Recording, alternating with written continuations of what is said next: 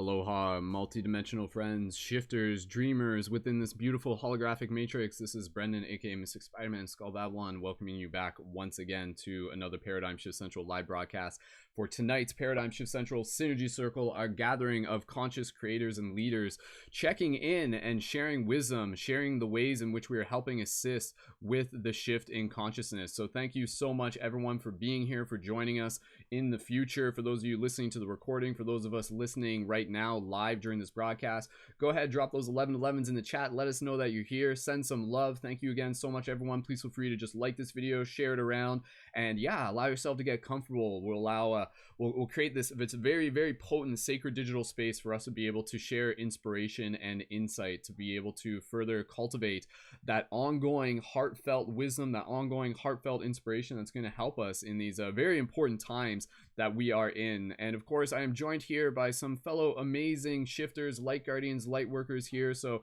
fellow shifters within this holographic matrix, I just want to gently be able to invite you guys to unmute your microphone and make some noise and send some love to all the beautiful people out there. So go ahead, make some noise, send some love. Yeah. Go ahead, everyone. Oh, oh, oh.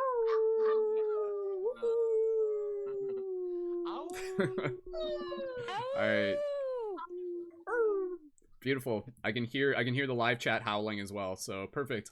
All right, beautiful. So if you guys just mute your microphones gently, and we'll go through the basic introductions and we'll get right into this. So again, for those of you who may be new to this Paradigm Shift Central, this is a project we started over 10 years ago with the foresight of knowing that times like these would be coming, and this idea of being able to create sacred digital space is so important. And now more than ever, we are understanding the importance of us just being able to come together, to be able to create this opportunity for us to be able to share the stories, to share the wisdom, to share the ways in which we are helping assist with the shift in consciousness, as we have said. So be sure to check out more at ParadigmShiftCentral.com. You can check all the links in this YouTube info. Be sure you're following me on my Instagram, my YouTube. We're now on TikTok and everything like that. So thank you again, and special shout out and thank you to our Patreon supporters. If you enjoy these broadcasts and you want to be able to support on Patreon, be sure to check out that. And you can also join as a leading member and be involved with future broadcasts on air as well. So thank you, much love to everybody in the live chat. So what we're going to do here, we're going to get right into this conversation.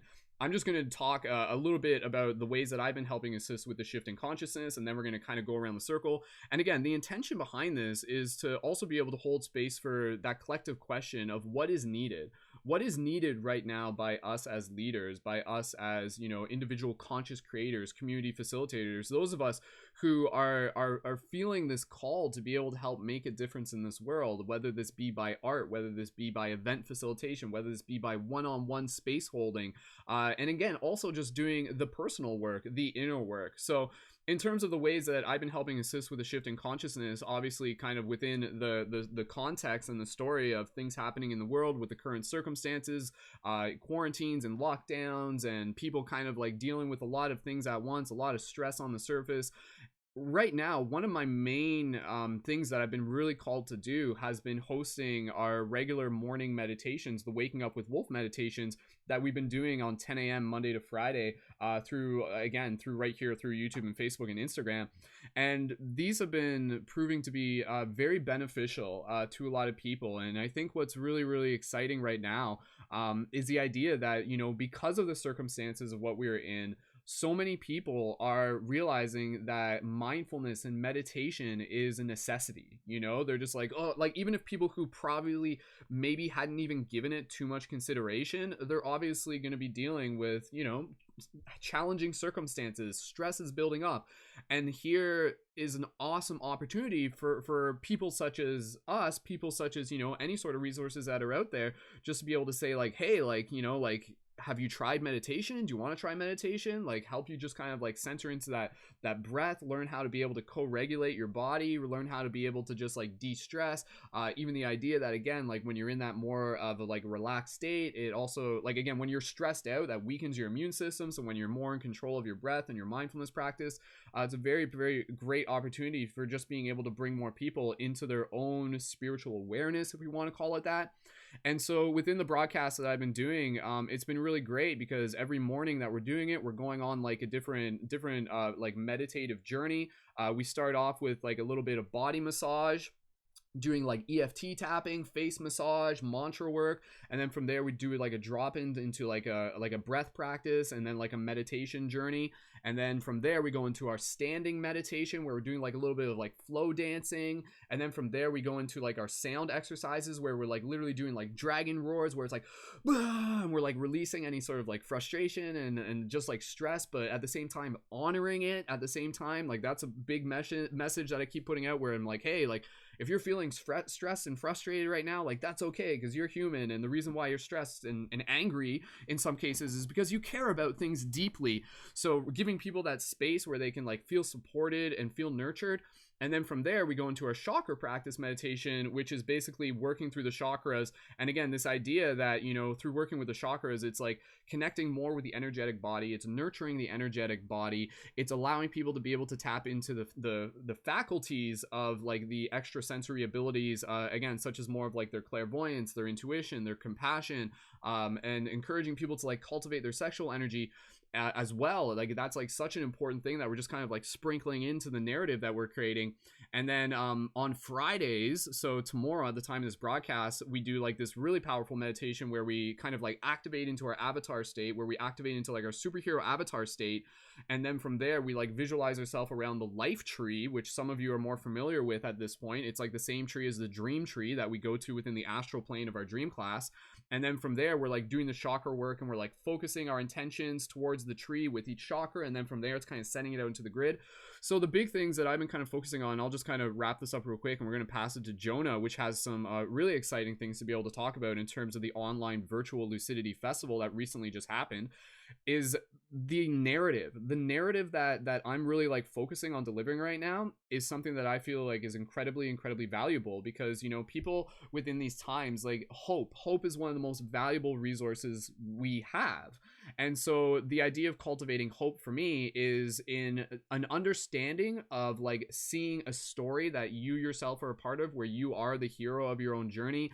And more so than that, it's this idea of kind of giving people a blueprint of an archetype. And so this archetype that we've been creating is the archetype of the guardian, the light guardian, which is one who is like, you know, coming into their own purpose, coming into their own strength, doing their own inner work, their own inner transformation, and then showing up in service and really inspiring people to start tapping into the more of their multidimensional abilities. So again, you know, don't let a good crisis go to waste is like a very important saying to keep in mind. So like right now, with the things that are happening, this is a great opportunity for a lot of people to really just start, you know, focusing on how to be able to connect more with their multidimensional nature, for them to be able to like start exploring more of like even like lucid dreaming, astral projection. I know a lot of people are feeling more called to that.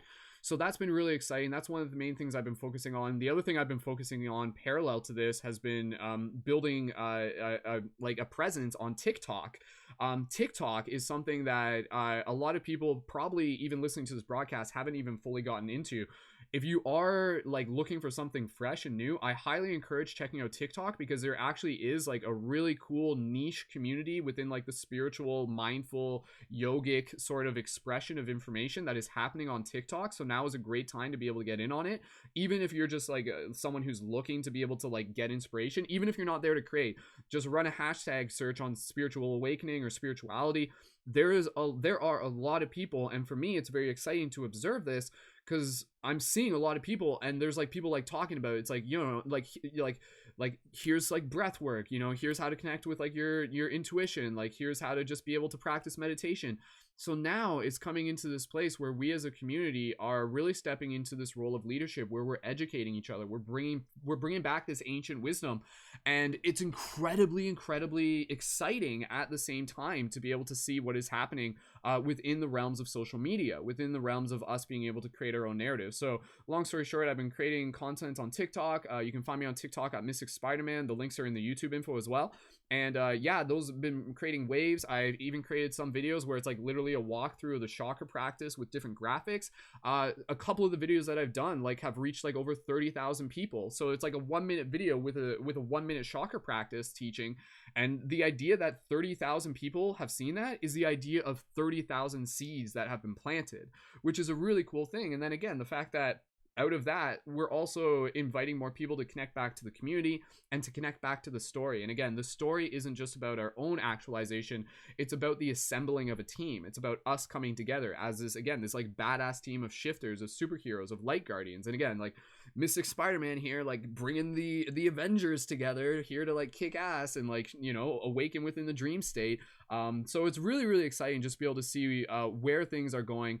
Obviously there's a lot of stuff going on right now, and so again, I wanted to be able to hold space within the circle to be able to celebrate the things that we are doing individually as, you know, like humans, creators, to be able to help assist with the shift in consciousness. So that's the gist of my updates. I'm going to be continuing to just kind of create a routine, building again, building presence on Instagram, building presence on TikTok, holding space with the meditations, building like the inner circle within the paradigm shift community, and just working on content. So a lot of really cool stuff happening there. And again, I just really appreciate everybody, those of you in the live chat, those of you who are listening to this in the future, for being a part of this story. So continuing along, we're going to pass the talking stick to Jonah, and then from there we also have Bonnie, and we have Elizabeth, and we have Lily, who are here, and we may be having a couple people joining us a little bit later in the broadcast. Now, Jonah is a friend of mine who some of you may recognize, and if you've seen the Journey to Lucidity movies, Jonah is in the Journey to Lucidity movies because he is one of the coordinators and the director for the Lucidity Festival. And the Lucidity Festival is, again, a festival in California. It's the one that I went to and made these full-length documentaries of, a couple that are still in production. If you look up Journey to Lucidity on YouTube, you can find these. Jonah is an avid lucid dream advocate and such.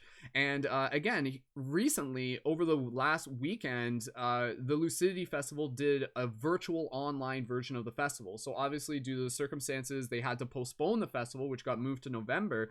But what they did on the weekend was so inspiring because it showed what is possible. And so basically them, along with, you know, shout out to Wolf Bear, one of the other coordinators, shout out to Metatron, shout out to Nikki, shout out to everybody who was involved with that. They did this amazing job of like creating like a live broadcast throughout the day, professionally done, with different workshops and different speakers. And then later in the evening they had like live DJ with dancing, and had like a background Zoom call so people could be in a Zoom call, and then the Zoom feed would be fed into the live broadcast on YouTube. So cool. So again, I wanted to be able to invite Jonah on just to be able to talk about, you know, just kind of, again, reflecting on that question of what is needed right now from us as community leaders and facilitators, and just talking a little bit more about the experience of, you know, hosting that online festival. So for those of you looking to check that out, just run a search on Lucidity Festival on YouTube, and you'll find their YouTube channel. You can check out the recordings of the festival online. So with that said, Jonah, thank you so much for being here. I'm going to pass it over to you. So go ahead and unmute your microphone and introduce yourself, and tell us a little bit about what's been happening and how you've been shifting paradigms on your end. Thank you, Wolf Shield. That was a great introduction. You said a lot of the things that I probably would have shared. Um, yeah. As my name's Jonah Gabriel Haas, I'm a co-founder and marketing director of Lucidity Festival, um, transformational art and music and community festival in Santa Barbara, California. We've been doing our thing for, this would have been our ninth year. Um, well, I guess it still will be our ninth year, assuming that we're able to go at our postponed date, which we postponed until November 6th through 8th. So we're still attempting to go this year. And so, yeah, we've been doing it for just about a decade. And we get about 5,000 people every year. Our event is it's really sweet. It's a great size. It's not so big that it becomes impersonal, but it's not so small that you don't meet new people. You see all your friends, and you learn a lot of new things. We have somewhere between 8 and 10 different workshop zones. with about 200 hours of workshops over the weekend. We have 4 stages that feature music, but usually that ends up being like 6 stages because there's like smaller sound stages that are sometimes renegade, sometimes we know about them. We've got a an art gallery, Branches Art Gallery. We've got a healing tent, I Am Healing. We have had the Lucid University for many years, which is a place for transformational education. And then other typical things that you'll find at a festival: food vendors, merchant vendors.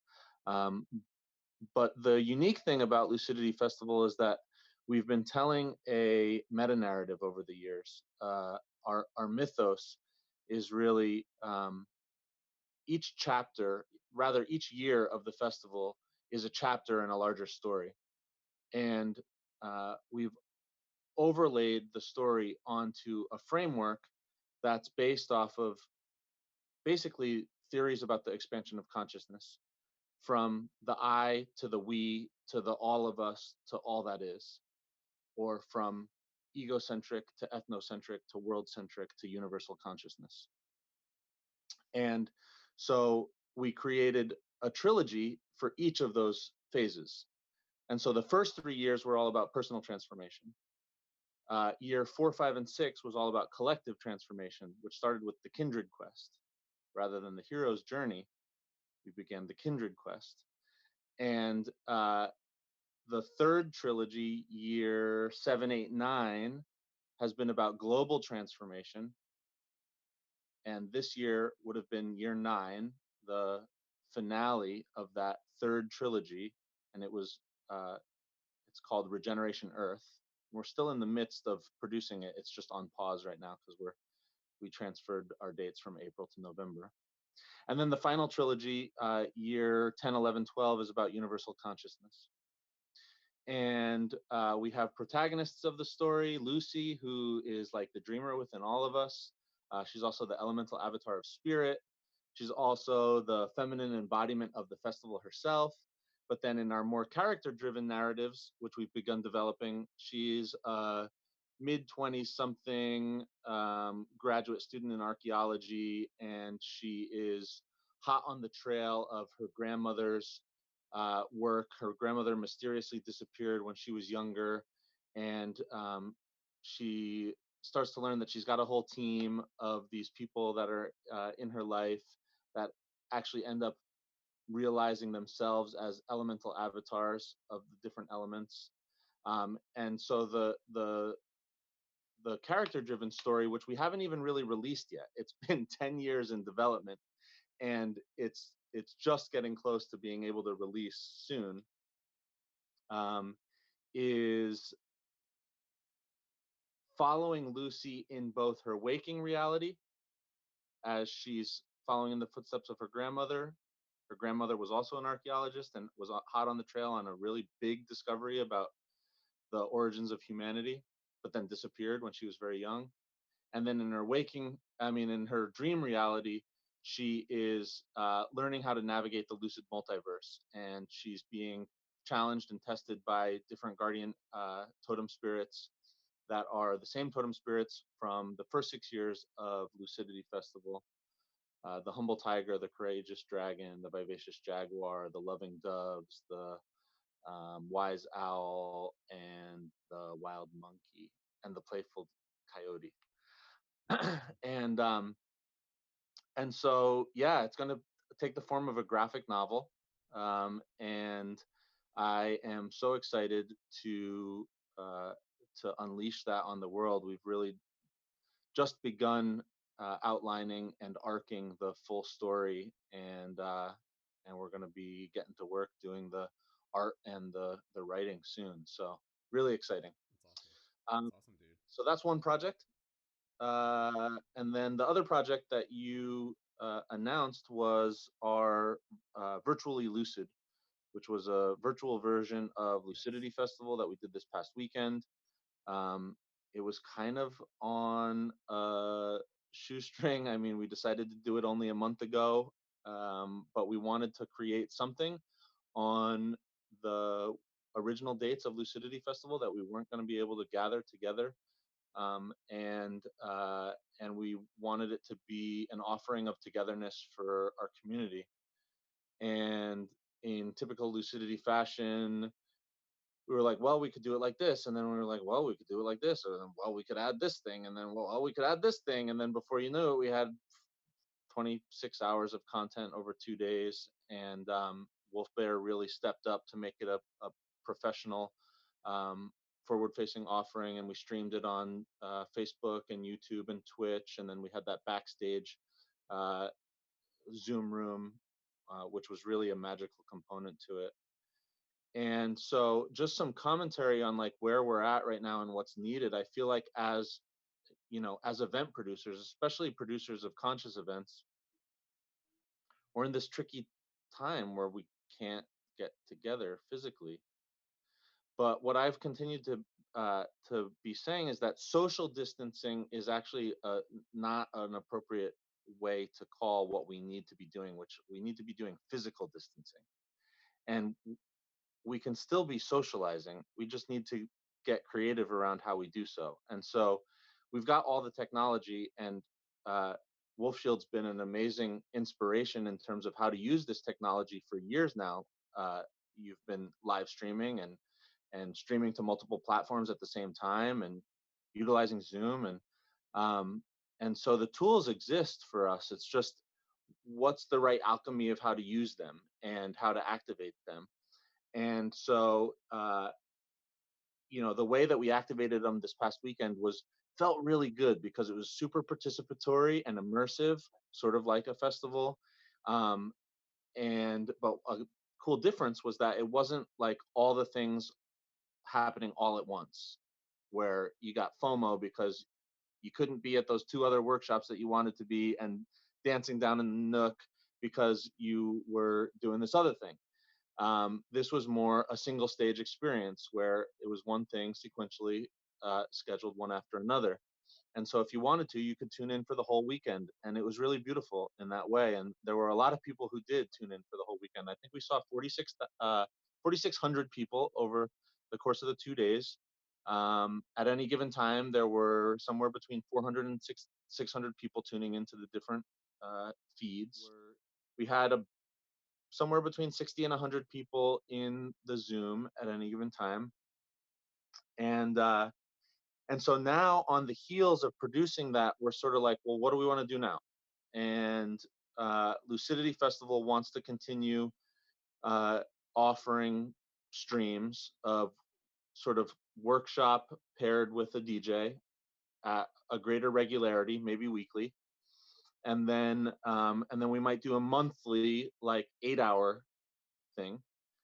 And then we also want to provide the team and the service that we have created to producing online virtual festivals to other people's projects, brands, and platforms.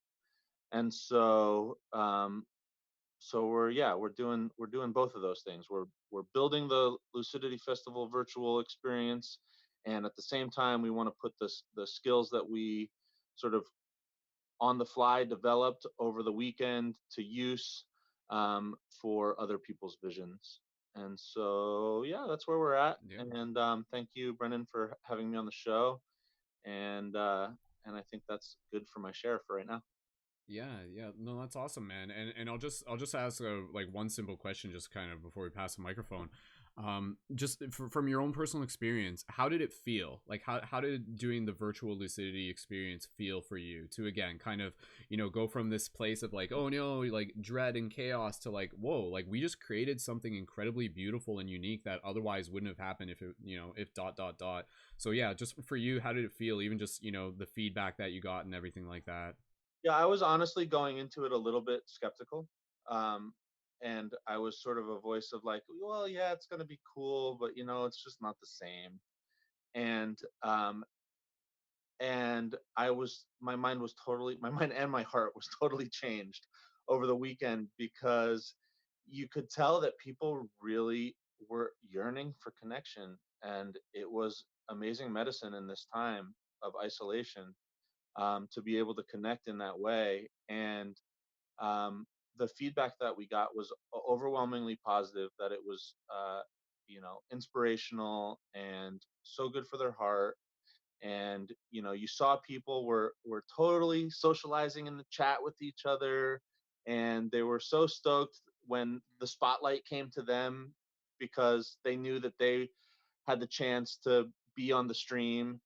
And so people were like set up in their living rooms with lights and flow toys and funny puppets and makeup, and it was like a festival. It was great, and people really got into it, and the musical sets were incredible. And it was all free. Everybody on our team donated their time, and there was voluntary donation option. And through those voluntary donations, we were able to give thank you checks to the team who produced it. And then we shared donation links for all of the artists, and some of the musical artists did quite well with donations. And so it felt really great to be able to offer a free offering in this time when so many people are financially hurting, um, and yet everyone was still taken care of in some way. Um, Yeah. so yeah, it Yeah, felt really good. it was awesome, man. And again, even just for the moments when I was able to just jump in and like, yeah, like I there was the evening, it was on the last evening, and it was like almost like I like I was busy throughout the day, and then suddenly it was like late Sunday evening. I'm like, oh wow, like Lucidity Festival is like happening right now. So I like jumped in the Zoom call, and I was like spinning my lightsaber. Like I got on the live stream. Like there's a clip. Like I'm officially immortalized within the live stream amongst everyone else now. And yeah, and even though again it's like for me, and again this is part of the reason why I wanted to bring you on, just to give other people this sense of optimism and hope, to really just remind us that, from my experience, like this idea of like when I tuned in and I was watching everything like that, like it felt like Lucidity Festival because it was the people who were there. And that was this idea, is that like regardless of the fact that we weren't in the same space, like the connection was still very much palpable. And that just like again, it blew my mind open and my heart open, as you said as well, in terms of what is possible. And I think again, I'll just say this, and we'll pass the talking stick over, and if there's any other closing thoughts or gratitude you want to share too as well. But for everything that's happening right now with this bigger circumstance of everything, and people have to keep in mind that this is a time where creativity is emerging in an incredibly beautiful way, because we as humans are adaptable. And just as like context, if you look at back in the day, like during like the dark ages and the plague and stuff like that, what came right after the dark ages? The Renaissance. So like let's keep that in mind, that like this is kind of like an opportunity for a new renaissance. So it's like, yeah, we'll get back to like having those festivals in person and everything like now, but now we're developing these like whole new set of skills that are just going to expand and continue to become incredibly useful in the future. And again, I just look forward to being able to see like the amount of people doing live broadcasts and promoting conscious ideas through live broadcasts has just exploded over the past few months. So again, like it's always a yin and the yang. There's a lot of optimism to be able to celebrate within what is happening right now. And Jonah, I thank you again for just being a facilitator, for helping again move that story forward. So Jonah, just passing over to you one last time, any just like gratitude and closing thoughts you want to share, and thank you again, dude, for being here. Yeah, gratitude to the whole Lucid family for showing up this past weekend.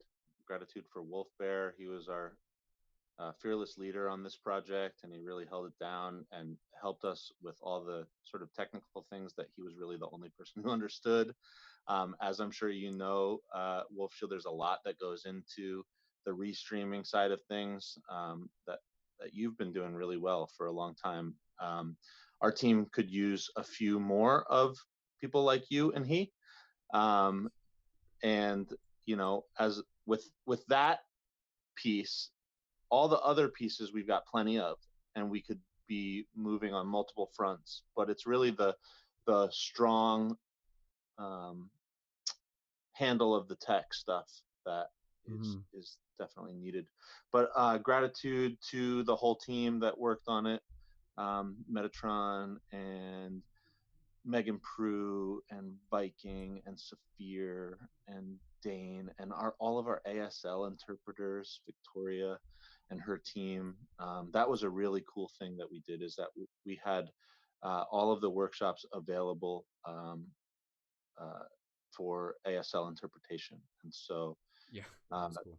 yeah, pushing the envelope on inclusivity um, in that way was really special.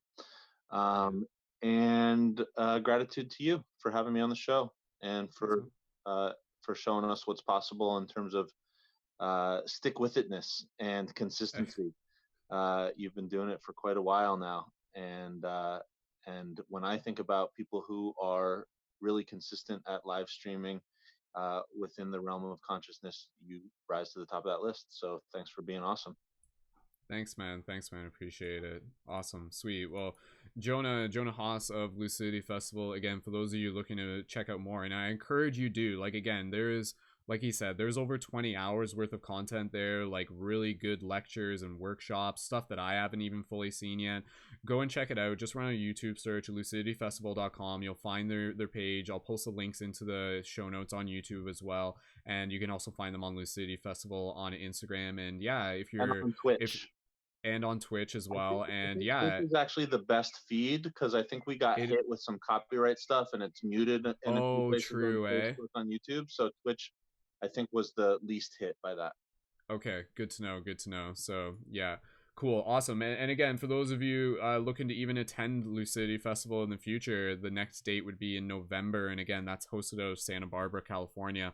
So be sure to check out lucidityfestival.com for more information on that. And in the meantime, please feel free to check out the Journey to Lucidity movies, and you can get an experience of what the festival is like there. So Jonah, thank you again, man. And if you're heading out at any point, please feel free to let us know. But otherwise, again, just thank you for being here. So. Awesome. Sweet. All right. So with that said, team, we are going to keep passing and talking. Stick around. I appreciate everybody just holding space again. I wish we could all talk at the same time and just like everyone's just like duh, duh, duh, but I really appreciate everybody just being patient. Again, obviously just having Jonah on to be able to share that is again just kind of like setting the stage, and I know a lot of us are just kind of again moving into this new realm of kind of figuring out new ways to be able to manage our content and how to get our message out there and how we can serve people. So again, we're gonna pass the talking stick around, and I'd love to just be able to just check in as a team and just get some more information shared amongst the group about the different ways that we are helping shift consciousness. And again, going back to that simple question of what is needed, like what is needed right now by us as leaders within the community. So, and again, by those of you listening to this broadcast, I hope out of this just kind of continues to spark that hope within you, that knowing within you that you are making a difference simply by being who you are, simply by working on yourself, simply by creating your art. And I think the important thing to note within this time and age is that there may be some of us out there and we're pumping out content every day and everything like that. But please, like, your job first and foremost right now is simply to take care of yourself. And if taking care of yourself means not posting a YouTube video every other day or something, maybe it means like really right now is like a great opportunity to be able to like dig into some like deep healing that's taking place or anything like that. Maybe right now is a very quiet time for you. Your time right now is going to be equally as sacred to you. So again, I just want to be able to remind everyone that it's like whatever you're doing right now is equally as important. And then if you feel the call where you're like, hey, I want to start creating content and things like that, like please like celebrate along. We are here to celebrate alongside with you. So with that said, we'll pass the talking stick around. So Lily, Bonnie, and Elizabeth. Bonnie, did you want to go next? Is that yeah? Okay, cool. Lily and Elizabeth, you guys are okay? You guys are okay if you're hanging out for a bit? Okay, cool, sweet. All right, so Bonnie, we'll pass it over to you. Bonnie's been in some Paradigm Shift broadcasts in the past, and Bonnie, I'll just let you kind of get right into introducing yourself. Bonnie's awesome, so you can tell us a little bit about just kind of like what you do, and again like what you've been kind of observing, and again within the shift and what and how you're helping assist with the shift, and again what is needed right now. So Bonnie, go ahead, pass it over to you. Okay, first of all, I Thanks. have to say I found Brendon in 2011, right before we hit My 2012, goodness. the world about to end thing. So I thought this was all gonna happen. Like I found Brendon and I'm like, okay, guys, this is gonna happen. That was like what 10 years ago now, and now I'm like, Right. okay, 10 years later it happened. So, but we're here now, and there are some important things I think are very needed, and it's crucial that we as conscious entrepreneurs, as people who are creating a new world and being leaders of that, there's some things that we need to be doing to be that model. and that society model. And one big thing that you can do right now, and that I think is extremely needed, is start creating from the place of abundance and realize there is a freaking multi-dimension of abundance available to us if we choose to create and act from that place. So how do you know if you're acting from abundance? If you start working on a project because you are lacking in something, that's usually not what to focus on. So like, I have to create more money, so I'm going to go, do this webinar and this whole scheme that I know has created some money in the past because I'm lacking money. That's not going to fly anymore. Like that was the last dimension, right? So we have this opportunity here to be players in the multi-universe of abundance, or to be creating in the multi-universe of lack. And right now, more than ever, we are going to be seriously rewarded. It's like the universe has hired us to be a player in the multi-dimension of abundance. So when you're wondering what's needed, well, anything that is creating pockets to assist the multi-dimension of abundance is needed. So for me, today I did a meditation right before I jumped on here, and Brendon's like, Bonnie, get on here. I had just done a meditation where I did call in the higher celestial beings of each of the different planets. And I said, I want to create more value. I don't know how to create more value for the people of the world right now, but there's got to be something I can do that's not me creating from lack. And then Brendon, like, of course, freaking 20 minutes later, is like, hey, you want to jump on this call really quick? So it's like, it's like, realize that we are still in a duality, and we do still have that option to sink back into lack. And you might be surrounded by people who are in lack. I personally am here taking care of my 92-year-old grandmother who lived through the Depression. So she's sitting here telling me all of her worries, and I'm sitting here freaking transforming them as they're coming at me. And for some of you, depending on what your sun sign is, what your moon sign is, what your freaking astrology is, some of us, like I'm a Scorpio moon, like our soul signed up to be transforming this shit as it's coming in, to be transforming. So cat moons, particularly too, you guys, and some of us also were born for this moment of now. And so we need to remember that too. And how your superpower shows up in this is different. Maybe you're not meant to sit here and transform that depression energy like I'm doing. Maybe you're a Sag and you need to go be in the energy of the light and the dawn totally, and staying, but figure out, this is a golden opportunity to figure out your superpower. And the reason it's so important you're figuring out these superpowers is because it's just like the Power Rangers. Like we're all testing out these superpowers. Like my clairvoyance, I've been doing clairvoyance for 10 years, and suddenly it's like, whoa, okay, the second that this whole thing hit, I mean, my schedule booked with people calling me for clairvoyant readings. Like I didn't expect that when the end of the world was coming. Suddenly I'm booked with clairvoyant readings, like, but like I have been developing that superpower for 10 years now. And then like you start calling in the other people who are on your Power Ranger, like in your Power Ranger group, like I'm the Pink Ranger, you're the Yellow, whatever. And you'll come together and create this synergy, back to the synergy circle thing. But it does require you operating three things: operating from a place of abundance, keeping yourself in check around when you're dipping into lack. Know that you're feeding a system of lack, and then you're not going to be rewarded in the multi-dimension of abundance. And then the third thing is develop those freaking superpowers, even if people think you're crazy, because when you meet your Power Ranger team, you're going to be happy that you did it. So last thing I guess I want to say about people creating events. I was an event planner and organizer, specifically focusing on the interpersonal dynamics of events for a long time.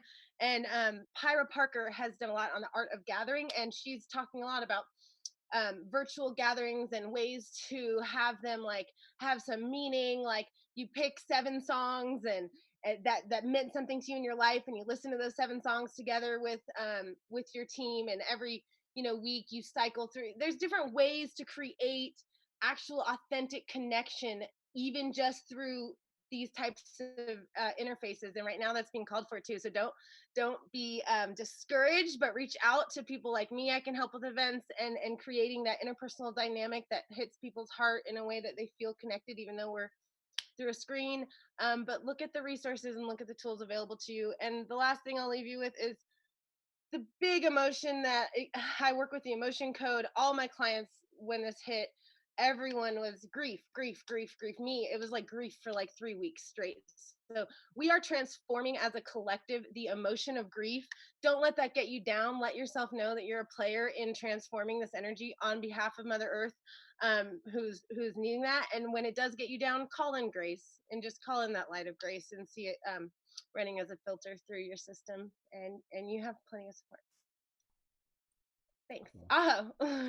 Oh, Let me know if you have any awesome. other questions. Thank you, Bonnie. That was plenty. And yeah, again, like I think right now it's really like, I think what's interesting right now with kind of what we're going through, again, the fact that we're being challenged on the regular is also the idea that it's a chance for us to kind of be like checking in on the regular, so it's just kind of one of those things where it can be pretty easy to just kind of slip into that place of like, oh, like grief, weight, kind of like feeling those things. And again, it's not this idea that you're just trying to ignore them or anything like that, but it's kind of like, can you choose to handle them? And this is again like where with a lot of the work that I've been kind of doing through my morning broadcast is just giving people like simple methods where they can kind of like learn how to be able to again, just like do something that like physically moves the energy out of their body, do like a breath meditation that physically kind of like helps alleviate or just again begins to like shift their focus. So it's knowing what your coping mechanisms are. And again, I think in a lot of cases right now, that's where again, a lot of people, it's like returning back to nature is something where they're just like, even if no one told them to do it, they're just like, oh, like I just need to go outside and go for a walk, right? Like, and it's just kind of like intuitively, and that's because there's like this voice inside of us that's like literally guiding us, and it's like, oh, like we know what you're feeling right now, but like go for a walk, go out in nature, spend time in nature, like that's what you need right now. So I think it's interesting because as much as we're learning from each other, there is kind of like this inner voice that is beginning to speak a little bit louder within our hearts, and it's actually kind of like telling us what it is that we need. And again, maybe that is just like, like getting like more water, getting a good sleep and everything like that. A lot of people think it's like, you're like, oh, like I'm feeling so heavy, like how do I do this? Like, oh, I have to like activate my 7th gene code within the 12th dimensional matrix or something like that. Not to say you don't, but sometimes it's honestly like it's the root work. It's like drink water, make sure you're eating, exercise. So again, before we kind of get into all those other dimensions, let's make sure that we're just getting into the habits of just kind of again like this dimension here, this root work here. So yeah, again, lots and lots to be able to talk about. And again, I appreciate Bonnie just kind of mentioning again the importance of the virtual circles. I know Elizabeth, I saw your comment from earlier. Again, just the idea when we were talking about the Lucidity Festival that yeah, there's a lot of online dance parties, global dance parties. Shout out to them. That was one of the ones that I mentioned. They did an event like a few weeks ago before Lucidity Festival, and again, it's so amazing just to be able to see people coming together and connecting. And again, with what Bonnie's saying, like now is a great time to be like cultivating your superpowers. We can kind of talk a little bit more about that, like like what superpowers can we be learning right now. But again, that's where for myself, like one of the TikTok videos I did, it was like me like meditating, and I created some graphics of like a pulsating energy orb, and I was looking at the camera and I was just like eye gazing with the camera. And it was really cool to be able to hear that there were people who watched that video and they're like, yo, like this video like really helped me relax. Or some people were like, yo, this like video like made me cry, like it actually like it did something to them. And so it's like, here's an opportunity where it's like, like yeah, we're at a distance or anything like that, but like this is a great opportunity to realize how powerful you are as a creator, how powerful your words are, how powerful your art is, how powerful your ability to hold space is. Again, like I just think it's such a beautiful time that we are in right now, and it's really just a great time to be able to check in with ourselves, to be able to check in with like where are we focusing on, and so again, make sure your needs are taken care of and everything like that. And if you're fortunate enough where your needs are taken care of and you're privileged enough with that, then like how can we kind of use this privilege to again just kind of like help create yourself into the best version of yourself possible. So at the other end of this, like it's crazy, it's just phenomenal to think that again, a lot of us who have been doing this paradigm shifting work over the past 10 years, now it's like our role is and I'm not trying to say this in a way that sounds like it's like discrediting, but our role is essential.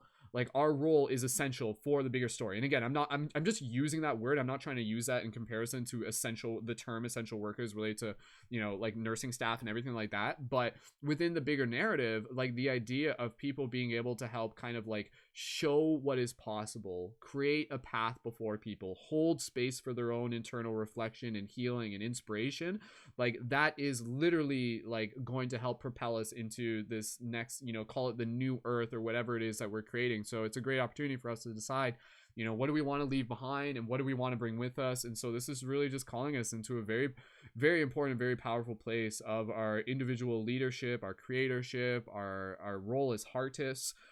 So again, just shout out to everybody tuned into this, because you are doing your part. And again, your part, like, again, don't compare, don't try and compare, like it's like, oh, like, but I'm not a big TikToker, I'm not a this. Like seriously, like your role right now might literally just be like being with your family, and that is equally important. Wherever you are right now, wherever you are feeling called to be right now, is equally essential within this bigger story. So I just want to again completely just like reiterate that over and over and over again, that it's equally appreciated what everybody is doing, simply just by like being in their own heart space and wherever that calls them to, because that heart space will call you to where you need to be, and where you need to be is where like the story is again just kind of unfolding into. Bonnie, did you want to say one anything more else? quick thing on that is like, yeah, sometimes like maybe your role in getting in to be a player in the abundance multi-dimension is hydrating yourself, because what is wealth? If your body has a wealth or feels like it has plenty of water, you are emitting the frequency of wealth, you're emitting the frequency of abundance, and that is transferable to the greater whole of the planet right now. So maybe your job right now is just to freaking hydrate, and like that's doing your work, you know what I mean? So like look really like micro, like analyze like what the heck is me, what does it take for me to be vibrating at that level of abundance, because then I'm doing my job in this world right now. Yeah. Cool. Awesome. Sweet. Thanks, Bonnie. And again, for those of you looking to connect with Bonnie, I posted Bonnie and everyone's links are in the show notes, so in the YouTube. But you can find Bonnie on Instagram as well. And again, I'll post the links for that into the YouTube as well. And it's Bonnie LeBaron, LEBARON on Facebook. So again, please feel free to reach out to Bonnie. Bonnie does like one-on-one work as well. So yeah, if anybody feels called to connect with Bonnie, please feel free. So we're gonna thank you again, Bonnie, for being here. Really appreciate everybody just like holding space. So sweet. Okay, so we're gonna keep passing talking stick around again. We still have Elizabeth and Lily, and then from there we'll just kind of get into some more just kind of free flow discussion. Again, just kind of like cultivating as much inspiration as we can, getting some clarity on what our next steps are as community leaders. So Bonnie, even if you want to jump into the YouTube chat, like you can chat in the YouTube chat there, and you can be like, hey, it's me. So go ahead and do that. All right, okay, so with that said, we'll pass it over to Lily or Elizabeth. If one of you wants to give me a thumbs up on whoever would like to volunteer to go next, and then we'll pass the talking stick over to one of you. So if Lily or Elizabeth, it looks like Lily is waiting for Elizabeth to... Lily is just like so kind and patient that I know she'll... Yeah, if Elizabeth wants to go. Elizabeth, do you want to go next? Is that cool? Elizabeth, go ahead and unmute your microphone if you would like to go next, and we'll pass it over to you, and then we'll pass it over to Lily shortly after. So we'll just give Elizabeth 1 second. There here. you go. There we go. Perfect. If Lily wants to go next, she can. It doesn't matter to me. Oh, okay. I know, right? I'm up. Okay. All right. Thank so you. passing out to Elizabeth. For those of you who are in our recent Dream Class broadcast, this is the same Elizabeth who is there with us as well. And again, Elizabeth, welcome back, and thank you so much for being here. Go ahead, introduce yourself, share the ways you're helping shift consciousness, and again, reflecting on that question: what is needed by us as individuals and by us as leaders right now? My name's Elizabeth. I go by Fairy Farm Girl. Elizabeth Fairy Farm Girl is my main guide. She considers herself my higher self, and I consider her an angel. So we sort of meet somewhere in the middle. So I've been doing this work for a really long time, mostly behind the scenes and mostly very quietly. And this year I was given a really big push by Spirit to step out, and it's not really it's been a process in learning how to move forward and not run and try to hide. Um, so I've been doing a lot of videos. I do a lot of selfies and I take a lot of videos because it's just me, and it's also a great way for me to. Can you still hear me? It's a great way for me to really start interfacing with a greater audience. Um, and I've been getting some really great feedback and some perplexing feedback, but that's life. Um, and so my main focus has been sending loving gratitude out into the world. So twice a day, sometimes more, depending on my energy level. I make a Facebook Live video of me sending loving gratitude out into the world, and that's been something that I felt very compelled to do, to hold space and to create. Um, it's basically like sending the whole world a giant energy ball of transformative energy that I'm injecting into the collective of, hey, there's this path over here. You want to follow it? Um, it's just providing like one of those, I consider myself sort of like somebody that puts up the road signs, and we all have sovereign free will, and so you can either choose that path. Here's a possibility that you may want to consider, and the sign says go that way. Or you choose a different path, and that's perfectly okay. That's completely up to you. And so that's where I'm sort of like the cosmic road sign, and I serve as a guide and a guardian and an intuitive channel and tarot reader. I'm a poet and a writer, and a teacher and a mother. I have many different roles that I fulfill in my life, and I guess where my most passion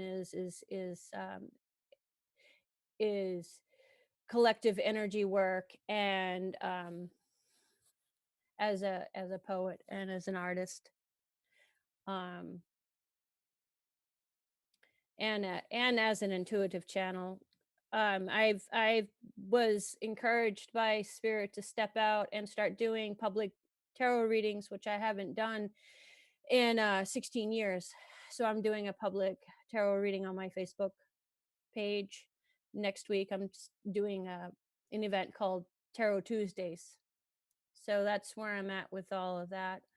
And my tarot readings are usually, I tell a story with tarot based upon whatever question I'm given. It's not a traditional, you know, gypsy tarot reading or something like that. It is something to it's really something else. Sometimes I just get swept up in the things that come through me. But I wanted to mention a poem that I wrote a while ago, labeled Grace, and it has to do with grief. And I just wanted to share this poem. Please do. Do I have time to do that? Please, absolutely. Okay. Yeah, any poetry is welcome in Synergy Circle. That goes for anybody. Okay, so it's called Grace, and it says, "My life fell apart. I am heartbroken. Falling, I fell down. Gripping me, this heartbrokenness tightly, pulling me. I cry, keening, bereft. Anguish takes my breath. This grief is drowning me. I am drowning I call out as I lay sobbing, the floor pushing me. I feel surrounded and I look up. I hear whispers echoing all around me, through me, within me. I feel it in my bones. Take hold, sister. Take hold, brother. We are here. We are here. Reach up. We are here. Take hold. We are here. I reach up. They take hold.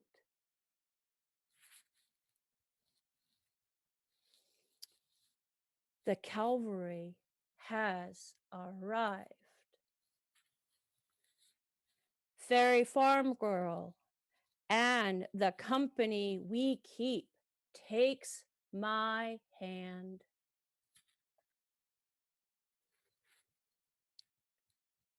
I reach up, held in their embrace. I am buoyed. I get back up, surrounded by love, light. This earth gig ain't easy, even though I have been here since the beginning. Grace, I love you.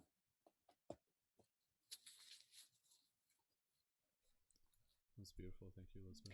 So I use that poem for my new page on my website, which is Expanding Awareness Assistance. Since I have a lot of people in the past when I did work very quietly and only a word of mouth, I was well known. People would actually literally show up on my doorstep that were having an expanding of awareness, and they thought they didn't know what they were doing or what was happening to them. No, they felt like nobody could help them. They didn't want to seek help in more conventional channels because they were afraid that it would alter, change them. They would try to be fixed or medicated into submission. So they would show up on my doorstep and say, help me, please. And I would work with them through their expansive awareness. I have a great many abilities and skills that because of the way I have been trained as a wise woman and a light worker, we don't really advertise it. And that was considered to be a big no-no in the 90s and the 80s and 90s when I started evolving. So this stepping out and actually, putting out a sign and saying, hello, I'm here, has been a bit terrifying. I've had to really work through these belief systems about not speaking highly of oneself. It's considered to be a faux pas from the generation I come from. I don't know if anybody else can relate to that barrier. And so every time that sort of comes up, I make a video of me talking about something that I find a lot of passion about, either flowers, art, fairies, loving gratitude, expansive awareness. One of my favorite subjects to talk about is expanding awareness, and grief, because I know a lot about both of those things because I've gone through them, and I have grown. The thing about expanding awareness that's so cool is there never is any end. It's like an ever expanding flower of life. It's an ever expanding spiral. Of course, the spiral is held within the flower of life, getting into sacred geometry. So sacred geometry is the archetype of is the architect of all of creation. So if you want to imagine the flower of life, and wow, the flower of life, you find it in everything. There is not one thing that is held in physicality that you cannot trace back to the flower of life. And that's really, really something to really think about and to take within to your own heart, because when you do that, you're able to then see how all things are interconnected. And even if you feel like you are the only one experiencing the experiences you are having, take it from somebody that grew up when there wasn't very many of us um, on earth. You are not alone, and take heart with that, and reach out, reach forward, and connect with others. We have this incredible tool now called the internet. Didn't exist when I'm pre-internet. I was in the 6th grade when the internet was when a computer was invented that was not as big as like an entire city block. That's how old I am. And my first experience with computers was playing Oregon Trail with a cassette tape. That's how the computer ran, was with a cassette tape. So um, I am evolving very quickly with the computer age. I'm learning so much, and I'm really enjoying every moment of it. And I guess I am creating from a place of abundance, Bonnie, by doing the loving gratitude videos and putting myself out there and sharing the abundant love that flows through me. There is a wellspring of love that flows through me continuously. And I am very much aligned with um, the earth, great goddess, Holy Spirit, mother energy, the divine feminine. And from that, the wellspring of love flows. But it requires direction. I mean, love, it requires a balance of the divine feminine and divine masculine. And without both of those, you really can't. I mean, you can create from the divine feminine, but it's not going to go anywhere if your divine masculine isn't also active in your own body matrix. um so being able to utilize the divine masculine as a woman, and as a woman that was raised in a very patriarchal family, I've had to really work through a lot of cultural programming. And right now, the patriarchy, which is the worldwide culture, is in the process of being evolved into something else that's a kinder, gentler, more equitable system that we're part of evolving. And without evolving culture, then there is no evolving of humankind, because culture is like the operating system of collective consciousness. Yeah. That's my take on it, at least. But now I've talked way too much. I'm so sorry. No, I've enjoyed listening to you. Thank you. And Elizabeth, we can probably even go back to this question as a team. Sure. Again, I wanted to just kind of boil in on that question of, what is needed right now by us as leaders, and maybe, well, I'll pass back to you anyways, but maybe you can just give us like a short form answer. You've already kind of alluded to that, but just to be able to ask you that again directly for the people, even for the people listening to this right now, like what is needed by us as individuals, by us as leaders, for those of us who are kind of like anchoring in these new energies. So if you just have a short version of that answer you want to practice. Me? Yeah. Okay. Go ahead. What we need. I'll reframe the question. You're asking me what we need as leaders in this time. And leaders and individuals.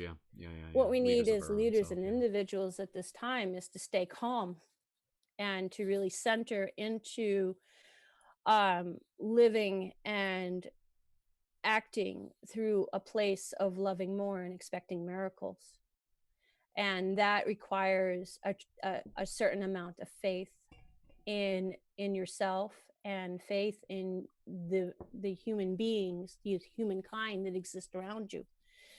And if you have trouble seeing that loving more and expecting miracles is even possible, yes, it takes belief. Absolutely, Lily. So perfect. Go outside and look at nature and interact with nature, and really spend some time in a forest just walking through and see how everything works together. And it wouldn't work together without an underlying organizing principle, which I term as love. And when I speak of love, I'm not talking about romantic love or carnal love. I'm speaking about the organizing, unifying, intelligent design principle of life energy and life force. So that's my short answer. Kind of like practice dropping into that place of deep trust, deep cosmic trust, and understanding that, you know, in the same way, like a forest takes care of itself and it does what it does and everything like that, the way simply. And when you look at cymatics, there's like this, you know, if you've ever seen this idea of you take like salt and you pour it on a speaker or on a speaker board and you change the octaves, it kind of goes through different patterns. If anybody's not familiar with this, just look up the term cymatic, cymatic. And what's very interesting here is that you'll actually observe that there's this process where, like, when it's at a certain octave, it just kind of goes, and it just like it like recombobulates, and then as it kind of reaches that next octave, it goes, and then it reforms into the symmetry again, and you're just like, whoa. So I think what's really interesting is right now, like, we are in this process where we're kind of between octaves, and we have to kind of like anchor in that, knowing that like that next octave is like bringing us into symmetry, is bringing us into that synergy. So instead of just having to kind of like hope and wait and just kind of roll the dice as to whether or not that's going to happen, we can observe the patterns in nature and actually know, like, kind of confidence and trust with where we are right now.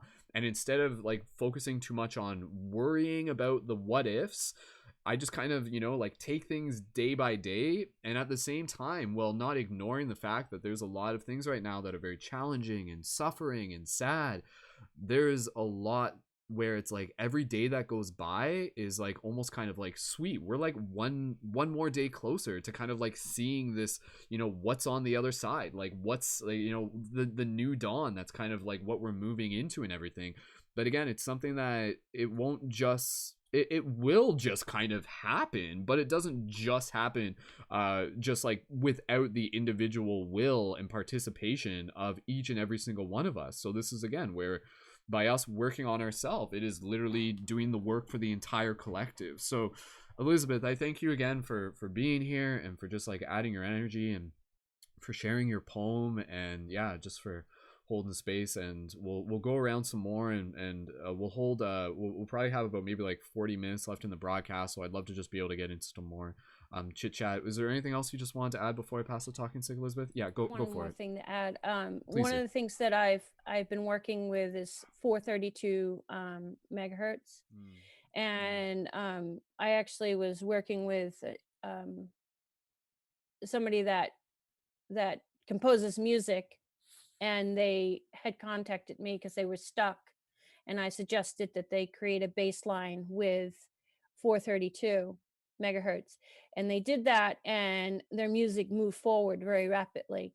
And the same thing is happening with us, is if you are feeling a little stuck or a little frazzled or a little overwhelmed, or maybe you've had to let something go in your life that was important to you, but you have moved beyond, listen to music at 432 megahertz. It really, really helps reorganize and realign your own inner sacred geometry. And it really helps you. It's like almost like soul medicine. So that's all I needed to say. Thanks. Perfect. Awesome. Thank you. Thank Blessings. you, Elizabeth. Thank you, Lily, for being Beautiful. so patient. All right, and so with that said, we'll do that. We'll pass it over to Lily, and then from there we'll just kind of have a little bit of closing discussion, and then we'll wrap it off, and we'll carry this inspiration further with us into whatever comes next. So, Lily, if you're ready, we'll pass it over to you. And Lily has been here for broadcasts in the past. Very just super grateful to be able to have her here as a supporter. So, Lily, go ahead. I'll let you introduce yourself more, and you can tell us about the ways you've been helping shift consciousness, and yeah, what's needed right now by us as leaders. Okay. Go ahead, Lily. Yes. So definitely listening to everybody just from beginning to end, seeing so many synchronicities and knowing that, I'm not alone in it. And of course, I know that I'm not. I know my future self knows that I'm not. But there's the thing called human, and we are all human. But I want to say that as humans, we are always creating. Like the question of, are you creating? What are you creating? We are always creating. Right now, I'm co-creating with everyone here. It's not my broadcast, but it's still co-creating. And I think it's also, what I'm doing is holding a lot of space for my medium work, for people who are reaching out to me, um, especially in times like this, because there's kind of like this veil that's been slightly lifted, and some have slipped through. Like there was a blanket on the earth, some have slipped through. And they're, because it's a hard, challenging time, and they come in love, and they come in strength, and they come to encourage people. And so what I'm doing is just delivering those messages. And yes, sometimes people cry, but like it's not like, you made people cry, but it's not like bad crying. It's soul. It's about the soul. And I'm highly empathetic. So I definitely feel it too. So that can be draining to do. But there's this thing called abundant source. And when you have an abundant source, then you are never not creating. I have been gardening. I plan to have a community garden. We, and I want to do something with water.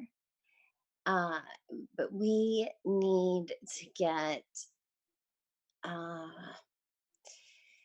eating healthier as a culture. Live, like, instead of living to eat, we need to eat to live. Like that's the way we're designed as humans. And I know it's a struggle, but part of what can make it more fun is planning it yourself. Like it's elementary as that sounds. Trust me. You take time in those plants, and you water those plants, and you watch those plants grow, and then you get that harvest, and then you can hopefully help out somebody else in need, even if it's just somebody on the side of the road. Because I know we have social distancing. You can even just set it down and say, this is for you. And I'm from a generation too, where you don't speak of the acts of kindness that you do. That is considered not being a cheerful giver. That is called boasting.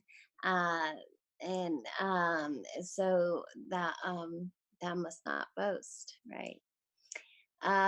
So I too am just getting, just like with this synchronicity here, and just hearing everyone talk, it's just validation. I think right now, if you're getting validation from the universe, you are so aligned and connected, and a part of the rippling. And I mean, it is just like amazing how there's so much we can create, how powerful our mind is, and the time that we are blessed with to do it. Okay, because you can be the most amazing artist, and you can envision the most miraculous painting ever, or sketch, drawing, sculpting, whatever it is for you, painting, go back to that, stick to one. But you never pick up the paint. You never pick up the tray. You never pick up the brush.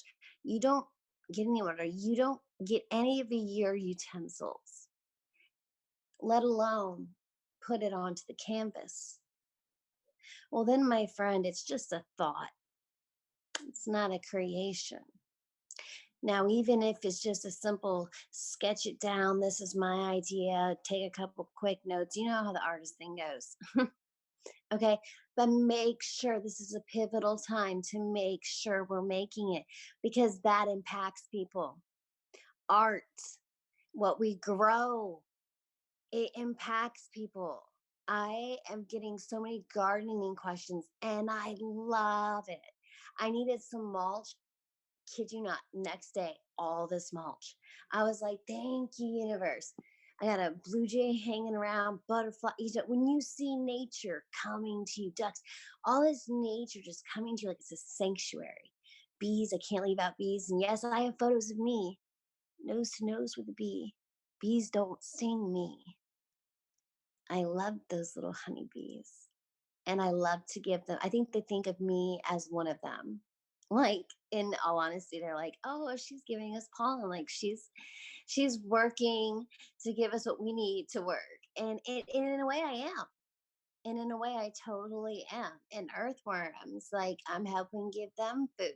So, like, it's helping all the way down the chain into fuel, all the way to fuel in the body. So from 0 to 100, it's helping. But if I never planted the seed, or if I planted it but didn't water it, didn't maintain it, didn't love, this is a moonflower right here. This was a seedling just like a couple weeks ago. A grow. It works. The green hat. Okay. You got time? Like, I planted strawberries and blueberries. I'm gonna have me a berry patch. That's right. I'm gonna do it, but it's not just me. See, I want to have it to where I have excess. And if things get harder, then there's somebody that has the know-how. I don't think I know everything. We're always creating because we're always learning. Learning is creating. If you stop learning, you stop creating, you stop existing as a light worker, as a helpful tool to the cosmic universe. Just by tuning in every day to the morning meditations with Wolf, I have found myself, like, there was a little period of time where it was like, I'm gonna need some discipline. I'm gonna need some discipline. Now it's at a point where I look forward to it. And like on Saturday or Sunday, I might watch an old one. But is it Brendon? Yes, Brendon. Thank you. It's your energy, and it's everyone there though too. It takes everyone, a community. And the way that the world has been, like, this is how I see it. Or a way to explain how I see it. And I actually have to sketch something really quick because I got an idea. Hang on. Okay. So social distancing, and someone didn't like the word, but that's, what they're calling it. Okay. So just what they're calling it, social distancing. I recall how many smiles I gave that didn't get returned. I recall trying to make a conversation and getting looked at like I was crazy.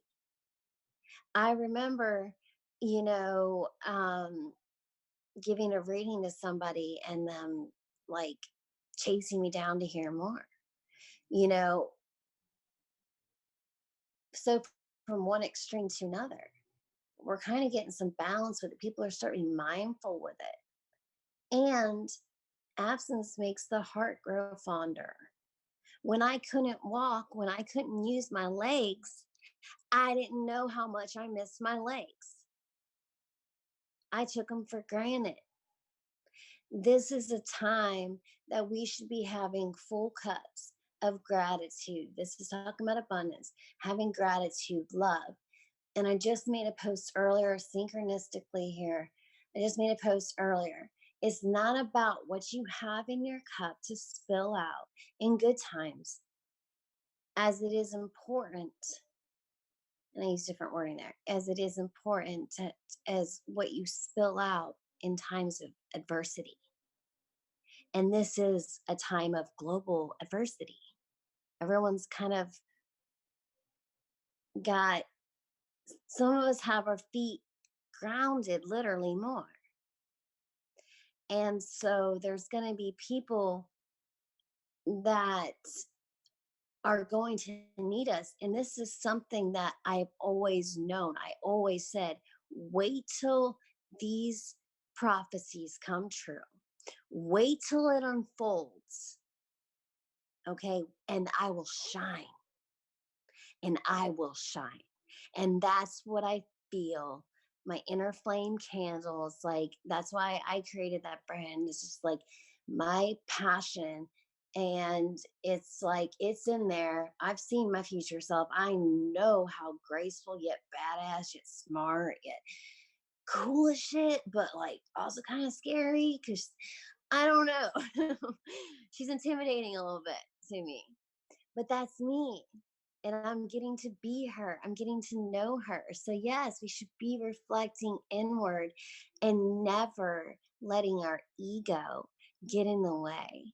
Never saying that I know it all and I create this and that. And because I've gone to so many people and somebody watching might be one of them, actually. And like across there's a drawer. If like I'm getting like a blue or dark color, I don't know, this is like a painted dresser. Anyways, if it's you, leave a comment. But I'm gonna not get into all that right now. I'm going to say this is a prime example, maybe hopefully planting a seed, water too. Because if you have art that goes unseen, then it's as if you never created the art to start. Because art comes from the heart. And you can't ever get it out or apart. Because it's forever and always has been, will be, is always remaining love. Love. This is a time to love. Love yourself, love others, love your thoughts, love your imagination. Fall in love and let your intuition be your guide at this time. And don't hold on to old ideas because it's actually kind of doesn't make any sense if you think about it. You can't do anything about it. It's not going to change anything. But what could change is if you start making some waves, you start making some noise, you start saying, hey, I'm shining like I told you I would. And I know that when I came back from my NDE after my coma, I knew before that. I always knew that, like, I chose to come back. This is not a game. Like, it's a spiritual matter. And it's time for people to become conscious and aware of it. And a way to do that is to allow yourself to be creative. Don't judge yourself on how good of an artist you aren't, because art is subjective. Don't let anyone shame you in your art, because take it to someone else and then you'll see your start. Because we are all here with gifts, is what I know. And I'm supposed to help you find yours by planting a seed, I hope you sow. And then you do the same for me. And together we form this mystery tree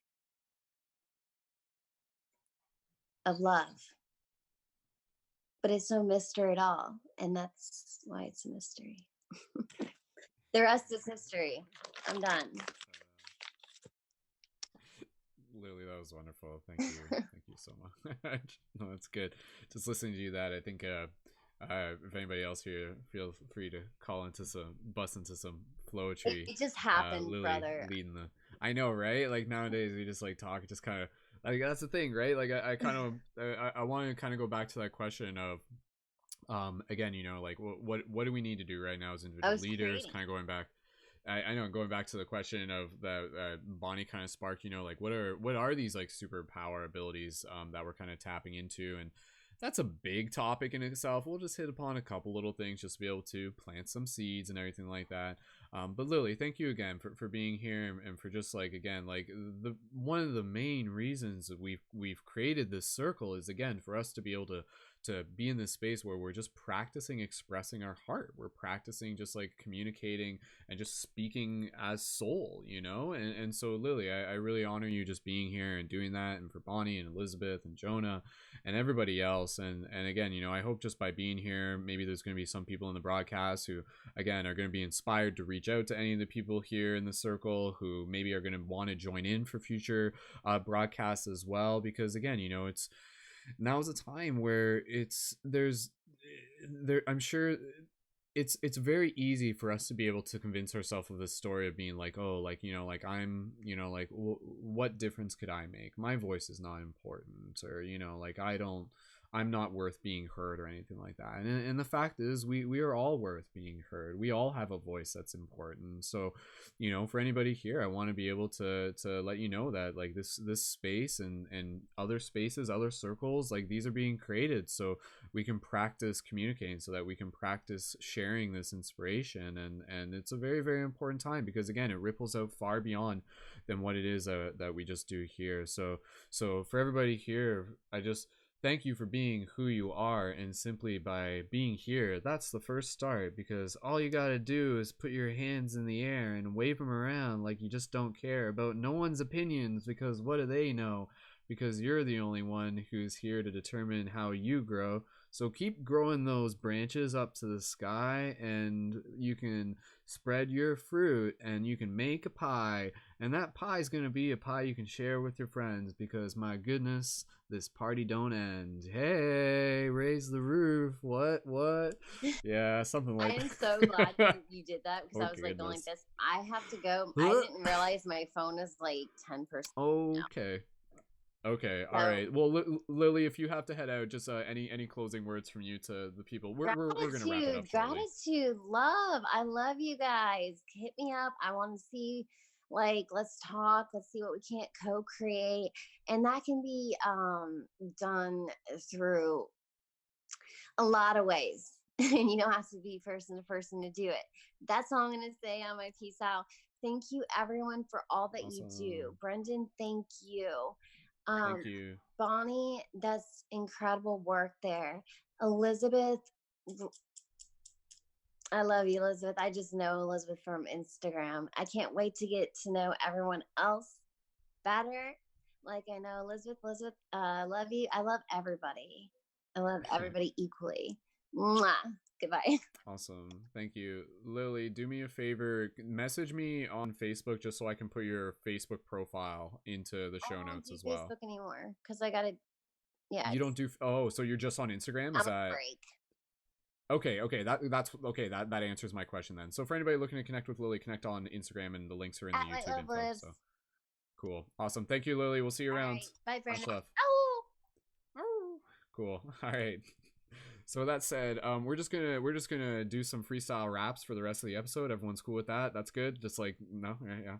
Anyways, I thank you again, everyone, for joining in and for just being here. And I just hope that by you being here, just, you know, brings a little smile to your face. Again, even to this idea that by you tuning into this broadcast, I want you to kind of like have this association where it feels like hanging out with family and like tribe. And I know for a lot of people, you know, if you've had those experiences where you used to hang out with friends, like your you know your artist friends, your meditation friends, your conscious friends, your whatever friends, your human friends, and just know that like we're here too, and I hope that this just kind of nurtures that part of your heart that longs for social connection.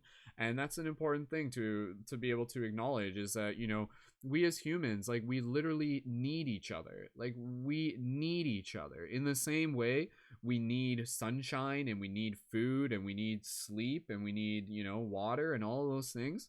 We need social communication, we need social interaction, we need to be able to like be heard and to be able to listen, and just those things are so important. So just by you listening to this broadcast, I hope it just kind of like nurtures that part of your heart that just constantly is seeking those meaningful connections, and the meaningful connections that we're creating here. So thank you for being a part of that meaningful connection, for those of you who are tuned in on YouTube live, and for those of you who are listening to this in the future, and for any platform, Facebook, and everyone, thank you so much. So we'll go around the circle. Again, we're gonna get close to wrapping this up, maybe in like 15 minutes, but I just kind of want to like hit upon some things, again, real quick, in terms of like what are our superpowers that we are kind of tapping into. And so some of the obvious things that I was kind of like hitting upon before is like, and again, like the superpower is kind of like, I'm not trying to, like, it can be a very simple thing as well. But I think if I were to just kind of brainstorm here, and we'll pass the talking stick around with Bonnie and Elizabeth, who are still here in the circle, and Jonah had to head out earlier, so thank you again to Jonah. But again, I think right now, like one of the really big like superpowers that a lot of people are starting to feel called to be able to start focusing more on is the ability for dreaming. Dream awareness, awakening your consciousness within the dream state.